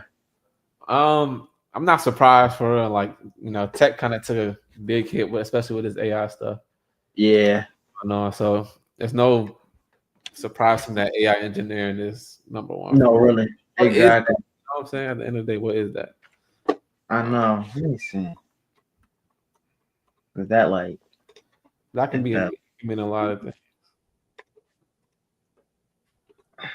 It's a professional who designs, builds, and maintains AI models and systems, focusing on engineering aspects of AI development, including data management, model training, and deployment. So part of people that manage the large language models like ChatGPT, Grok, Poppy, and that. They utilize AI and machine learning techniques to develop application systems that can build organization, increase efficiency, cut costs, and make better business decisions. Programming, machine learning, data science. Python is essential. Yeah, Python definitely not ideal language for AI. Average about 100 grand. Entry levels can make 51. No, kind of low. Damn, 51. They probably now the Google AI be tripping sometimes. I'm not gonna. That's a little low. For entry? Nah, AI engineer, nah.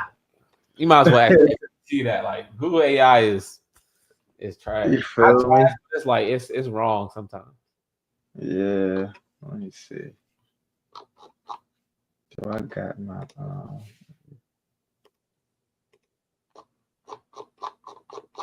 so you can change different screens like that stuff.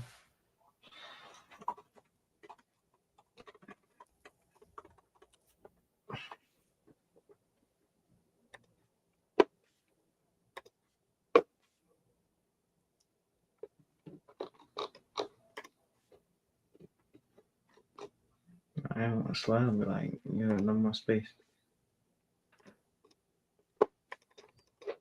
This is about to get 2 responses. It's like frozen. Hold up. Yeah, it asks me a lot. Like, which it gives me 2 responses. It like asks you which one do you prefer. Do you pay for the premium? No, I don't pay for the premium. This is the basic. But this ain't acting slow. They ain't trying to come up. Dang. Come on, ChatGPT. Yeah. It's all good. Oh, there we go. I think it was because it wasn't letting me.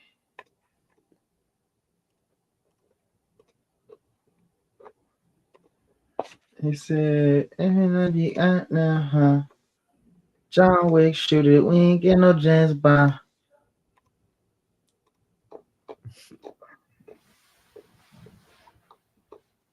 Okay, that's more like it. Entry level about 100 to 140.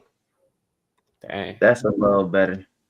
Mid level 140, 180. Senior 180, 250. Fact. Dang. Top Fang, 300, 700. Okay. Interesting. Nah, that's a good thing. Make sure y'all. You said what? I was looking at the locations. Oh. Yeah. What was it saying for location?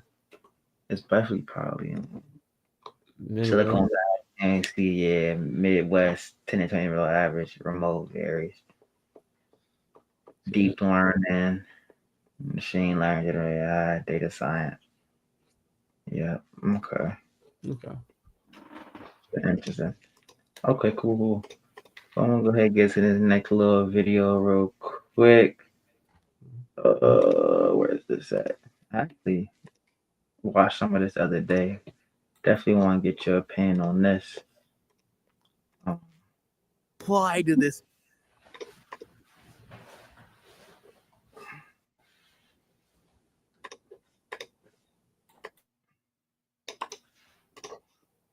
It's your talking game. What's that? I want it. Boom, add banner. What's up with y'all, fam? Welcome back to JRuss TV. If you're new to my channel, make sure you hit that like, that comment, subscribe button. We cover all things business and investing. If you're returning to my channel, you already know what's up. Let's get into it. I got my man Jay Cleasy on me with today. Go ahead, introduce yourself. Make sure y'all check his channel out at Jay Cleasy. What you be covering on the channel, brother? I cover music, tech, and reactions, man. Make sure y'all tap in on me. Yes, sir. I'm gonna leave his link in the comment and probably be tagged in the video as well. We just clicked on some reaction videos. So the next one we'll get into. So I know I'm not that big on watching sports and stuff like that. You know, I watch it live. It's a big game, you feel me? Playoff. Or we out, getting drinks or something, we do it. But like stats, who got traded, I don't follow that. You be following anything? Nah, not really. I'm not really. I've never been like the type to watch sports. Like that's what I'm saying. I always felt like I could just be doing something else. Like them games be like 2 hours, two and a half hours long, bro. Like I can't. You know, that's what I'm saying. That's what I'm saying. It's cool. Like you said, it's a special game like Super Bowl playoff games. I watch. Or if Exactly. or something like that. But other than that, exactly. So this video that came across my algorithm, that came, they were saying why sports is the. They were saying why sports is the pity of the middle class. Is that what you said? Opiate. How do you pronounce that? I can't even see. Hold on. Oh, opiates, like the drug opiates. Yeah. Watching sports is the opiates of middle class. So I'm gonna go ahead and tap into this. Pretty interesting video.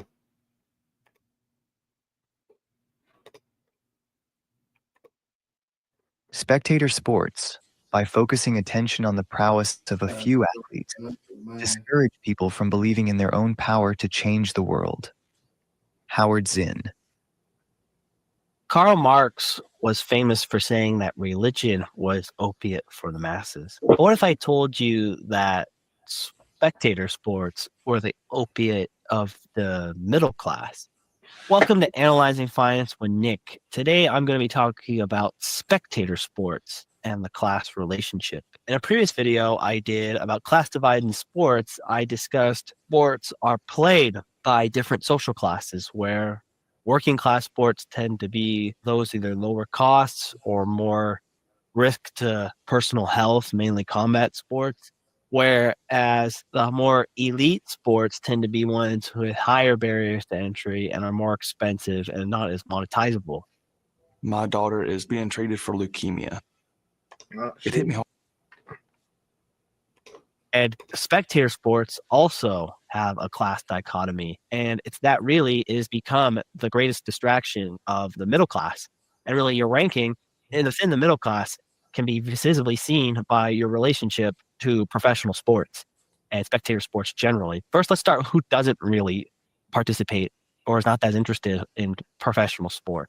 And again, I'm saying this as not somebody who hates sports. I've been a sports fan various times in my life, but there is a noticeable pattern on the socio and cultural impacts of it, which I think are generally discounted by sports fans as a whole. When it comes to the very lowest classes, they usually do not have time to play sports or have interest to play sports. They either have mental health issues that are holding them back. They may have to work much longer hours at below subsistence wages, so they really don't have the luxury to watch games on TV or go to games. The financial restrictions, it's too expensive to pay for tickets to attend for games or have cable packages or streaming packages needed to watch the games. Maybe you could fall on the internet for a very reasonable price, but it's the very bottom society just doesn't have as much of a luxury to be following sports.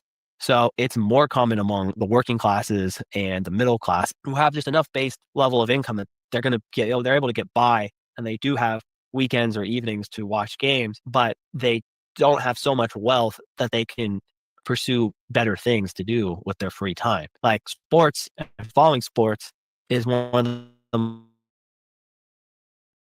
most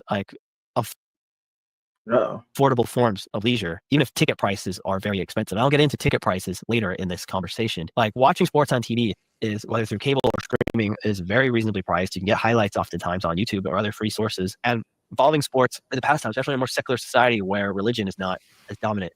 And it's a good escape from a lot of politics, which in America, politics has kind of become a sport, given the level of polarization and red team versus blue team dynamics that go on in modern American politics. And just the horse race nature of political media too has some component to this. But still, sports are a very affordable identity to take on. They are a hobby that doesn't require too much commitment in terms of skill or financial commitment. Like, it doesn't take any sort of education or knowledge or life experience to be able to watch a sports game. And since people have probably played at a lot of these sports sometime in their youth, because generally working class sports are the ones that are the most popular in terms of spectator sports, people in the culture have a general idea how they work. And after watching a few games, they understand the rules pretty well. Like, I'm amazed actually how sophisticated a lot of the knowledge is of sports fans to sports and even the business side of it. And if they can apply it, other things in life, there's a lot of potential there to really advance. So how you feel about what he said? Like more sort of lower class, some of the middle class. He said they can't even participate in the sports, because they got to worry about bills and stuff like that. But more so the middle class, we're probably the biggest consumer of watching sports and things like that. Yeah, for sure. It's definitely used as escape, at the end of the, like a weekend thing. Yeah, for sure. Like he was saying, it's kind of like an opioid, like their little drug or something. But yeah, like what he's saying is valid. What he's saying is valid. Definitely is. A lot of people, accessibility. They don't be really caring about, like, they just want to, it's the chill. It's like it's like their glass of wine for the socialize. I know when COVID hit, Bill was going crazy. They had nothing to watch. They was fiending for something, bruh. I remember that. Yeah, you feel me? Let's see what he's talking about. He's a big driver. Why aren't the elites into sports? Like, it's basically an inverse U-shaped curve in terms of interest and money spent on sports. The lower class don't really care or spend on sports. The middle class, the upper middle class spend the most money, time, and attention on sports. And the upper class, the elites, don't pay attention to sports really as much either. Why? Why you think that is? I mean, they too busy. When they too busy working or something like that, you know what I'm saying? Yeah. But I would say, like, sports is definitely a huge money maker, though. For sure. He gets into it too, as far as just supply and demand of sports. He was basically saying, like, well, he gonna get into it, bro. But it's actually because they can do a lot more interesting things with their time in real life. Like, have you ever gone traveling on vacation or pursued like a more adventurous hobby, and we're just busy with other more exciting things in your life? You notice those same times your interest in sports declined. Like, I've noticed in my personal life, when I moved away from my home country to a place in a different time zone where I just couldn't physically follow sports anymore and have a reasonable sleep schedule, along with the fact that I just had many other things going on in this place that were just new adventures occupying my time, I lost my interest in sports to a certain degree. And that was kind of the beginning of the end in terms of my avid sports fandom. And I think there are plenty of other people who've had similar experiences. Like, the elites are more likely to have lived overseas. They're more likely to travel extensively. They're more likely to be able to do certain expensive hobbies and activities that others can't. on their weekends and free time due to financial constraints. So if you're out there experiencing life in a more real and direct way, the need to vicariously follow others' accomplishments through sports diminishes. Same for highly accomplished professionals. Like if you are like a top lawyer or a top businessman or a top professional in some industry and you're out there just actually doing things that make a real difference, or politicians too. Like the fact that you're doing stuff yourself makes you less interested in vicariously following the other people's trials and tribulations. This isn't always the case, but I think the mindset, which is why I think a lot of the elites just simply aren't into sports, because they have the luxury to be able to afford to do better things, quote unquote, with their time, whether playing those sports or pursuing other hobbies that might be more intrinsically interesting or fulfilling. Or people in the elites are new money who are very busy building their wealth and being out there in the arena, as Teddy Roosevelt used to say, so they simply do not have the time. So that comes about watching sports on TV. And if you notice, like the commercials on TV, they mostly cater to precariat, working and middle class people, because those are the audiences. So then if the elites and the rich aren't really interested in sports, then why is sports so expensive? Why are sports teams so expensive to buy? Why does it cost so much to go to a sporting event? Well, it's supply and demand like anything else. There's only 30 to 32 teams in each of the major 4 professional sports leagues in America. Most of the top premier soccer leagues in Europe, there's about 20 teams each in each country. So, and they haven't really had much expansion since the late 90s, early 2000s. So the result is you just have more of the population, the general population growth, creating more for the same amount of sports supplied. That explains the increases in player contracts and ticket prices and the whole thing. And the other thing is, well, where do they have the money to buy this? Well, it's simply a priority thing. Like I used to think like, man, I could never afford to go to the NBA Finals or the Rose Bowl or the Olympics or the World Cup or whatever sporting event that I wanted to go to at the time. And then I looked at it and I'm like, what did I spend on international travel in that year? Like, let's just say, for example, tickets for the Olympics cost $2,000 to go to like one track and field day and one say it's swimming. Let's say it's $2,000. And let's say that's about the same price as a European vacation, or a very reasonably priced European vacation, because it's going to be about $600 to $1,200 to fly out there, and then hotels and food and all that kind of thing. And when it adds up, you're spending the same amount on that European vacation as you would on a sporting event. And for less expensive sporting events, it's the same as instead of canceling your weekend trip to Mexico or your weekend trip to Tahoe, if you live in California, or my more East Coast audience, like a weekend trip to the Hamptons or to Florida. Like if you do the math on the flights and the rental car and the hotel and all things you'd spend on a trip, it's probably similar to what a family would spend on a sporting event, or maybe a little bit more. And so it's a priority thing. Certain people prioritize travel. Other people prioritize going to the other sports team in person. And the traveling has become a middle-class activity. So I think it's an equivalent trade-off. Or same with other hobbies. Like say instead of buying a new set of golf clubs and your green fees you spend playing golf is $50 to $100 around, plus the $1,000 you spend on golf course. You could use that same money to buy season tickets for a baseball team, a Major League Baseball team, or go to a couple of games of each of the sports you follow. So it's really, from that perspective, if you look at the trade-off versus pursuing another hobby or traveling, it's about the same amount of money that people would spend. It's just instead you're giving up your trip to Europe to go to the Final Four. And I didn't. Nah, really though. Yeah, I like how you broke it down, like compared to a vacation or something. Like, cause it damn near be the same. Yeah, pretty much be adding up the same thing. You spend couple hundred, couple thousand on a game, and that's a full round trip to a hotel, resort, food included, for real. Yeah, you know what I mean. So for sure. Nah, it was definitely interesting. Just because I know, just me personally in the community, being a lot of friends and stuff, be obsessed over sports. Like you see who got traded, you know who went here, who went there. And I'm like, bro, I don't really know, but it's just like my focus is being on other things, like. I'd rather learn on some AI or something than watch 2 hours of basketball game. Like us in person or as the finals, you feel me? But that's just not my personal. All they gotta do is just switch their mindset and use them skills for. You feel me? Like a lot of things for. And like, bro, I need 10 more points. With the points, the plays, and the trades and all that, they can do the same thing with trading or like Exactly, with the stocks or something, bro. The stocks like the same thing for real. Exactly. That's a bet. Yeah. I'll get into this last topic though. Go ahead. What's up, fam? Welcome back to JRuss TV. If you're new to my channel, make sure you hit that like, that comment, subscribe button. We cover all things business, investing, and sneakers. Returning to my channel. Appreciate you tuning back in. We're gonna get into this last topic of the night. Just go over some quick little sneaker releases for the month. May just started, and I kind of just want to take a little peek of what's going on. I got my manager Cleasy with me, so he about to come react with me and see what's up. And yeah. So first things first, bro. I gotta get your opinion on this, bro. All right, bro. You know how the white girls they be wearing the Air Force Ones and they be beat, bro. Yeah, they be dirty. Yes. So why is Nike releasing a pair of sneakers to kind of pretty much mimic that, bro?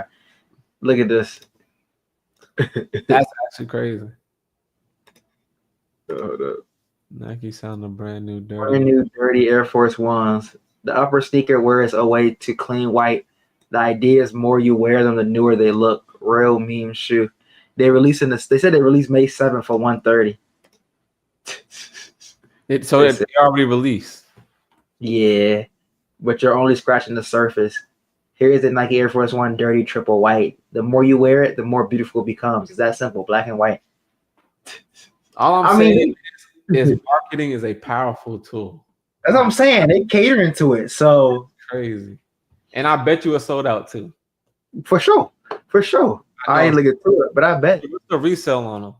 Have you checked that? Let me see. Because that's crazy. But you know what's crazy? Balenciaga did something like that a while back. Jai. Remember that. I was like, if you do anything. Let's see. Right here. 190. That's crazy. Oh,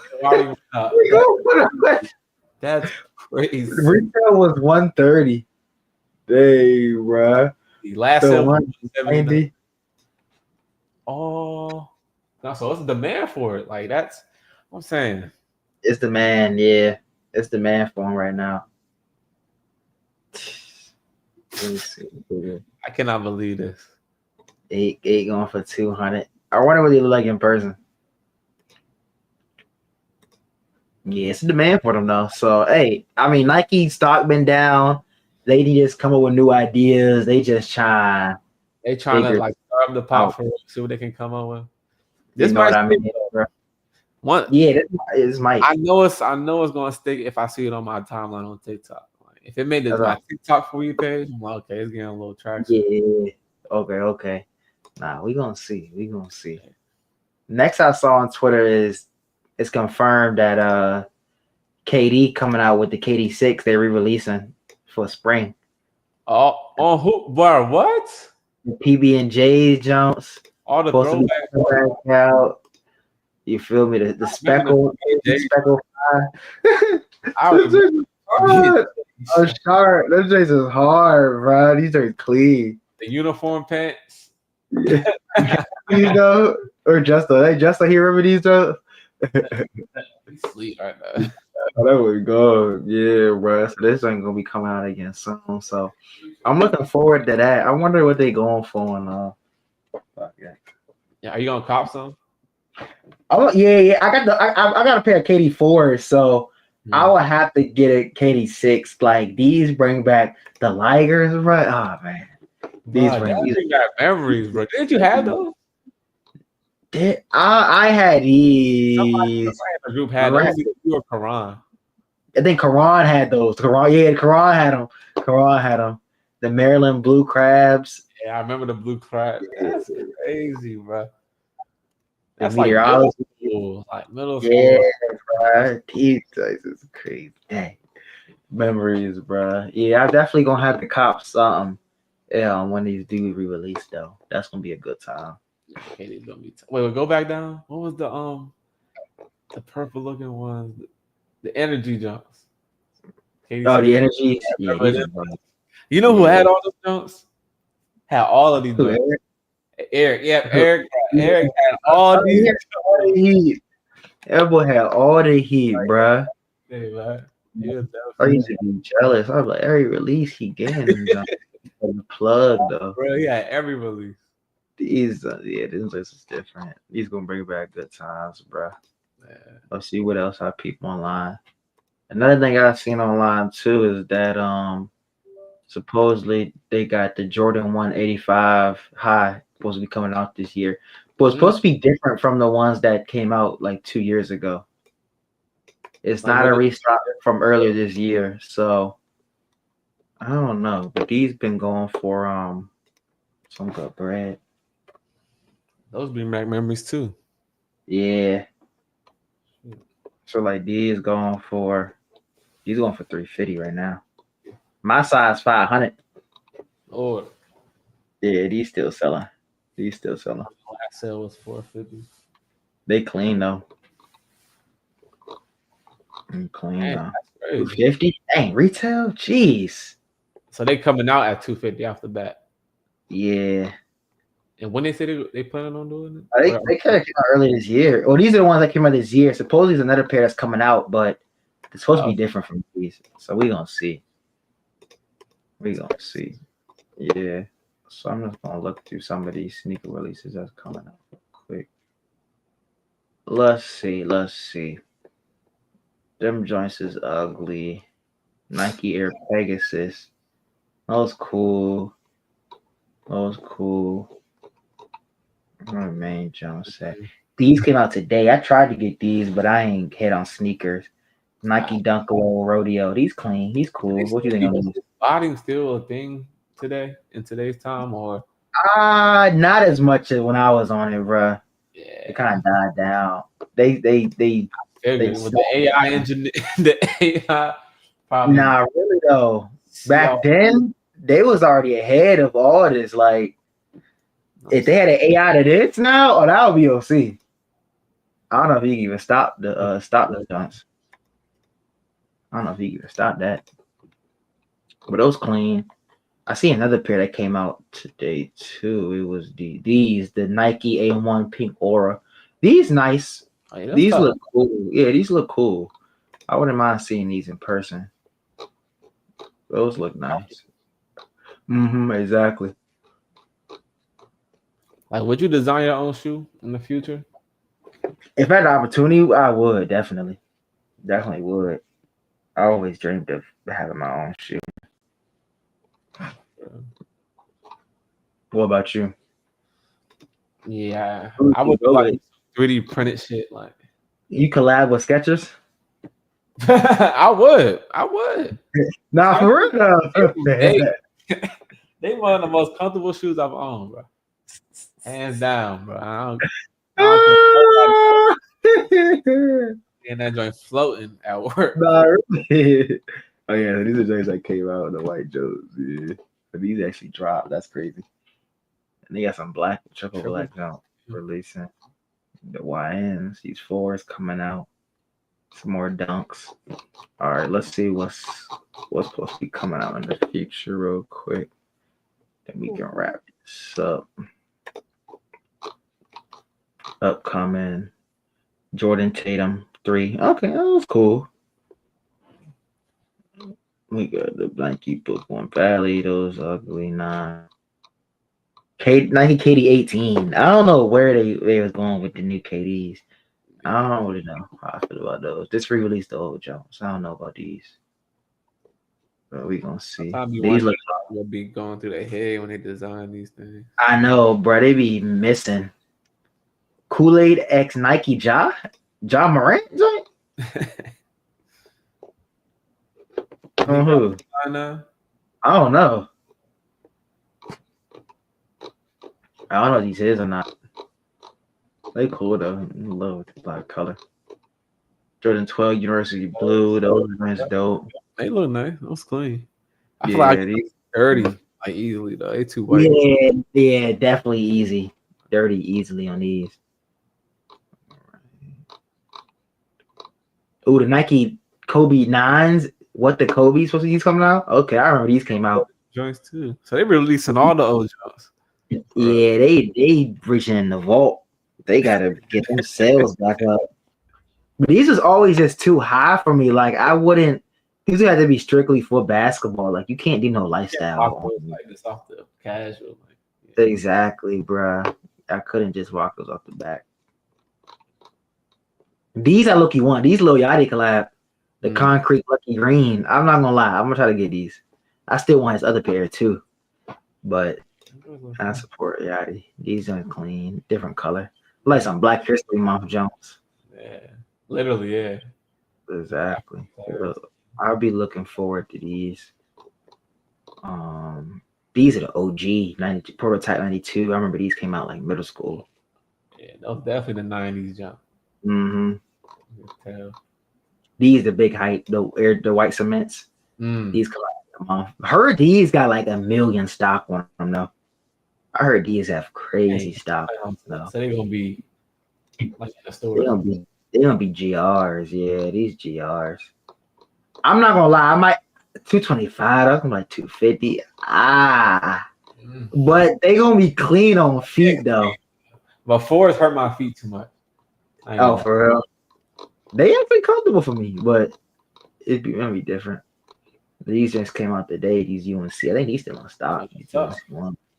Yeah, people sleep on these. Her in person, they look different. But I might try to see. I'm not gonna lie, these would be very clean for the collection, but I know everybody gonna have them. I have to keep them on ice first before I even wear them because everybody gonna have those. The day they come out. But these are all like end of the month. Yeah. These joints clean. Got some women's rugby joint coming out. That was cool. And this is gonna be June. So no, they got some cool releases coming out this month. Definitely something different with them dirty Air Force One Jones, bro. That's gonna be interesting. That's gonna be interesting, bro. But appreciate y'all for tuning in. If y'all stayed this long in the live stream, or if y'all stayed this long for the video, make sure you hit that like, comment, subscribe button. We're gonna keep running it up. We're gonna keep getting to it. Shout out my man Cleezy for tuning in for the live stream. Many more to come. But let me know y'all opinions and what y'all looking forward to release this month. Them fours looking clean. Them Yachty ones looking clean too. I'm due for a 2-pack. I need a 2-pack this year. I haven't decided the 2 I'm getting shoes wise, but I'm gonna show y'all and share with y'all. But I need a 2-pack this year. Let me know some suggestions I should get. But we're gonna go ahead and end this jump and peace.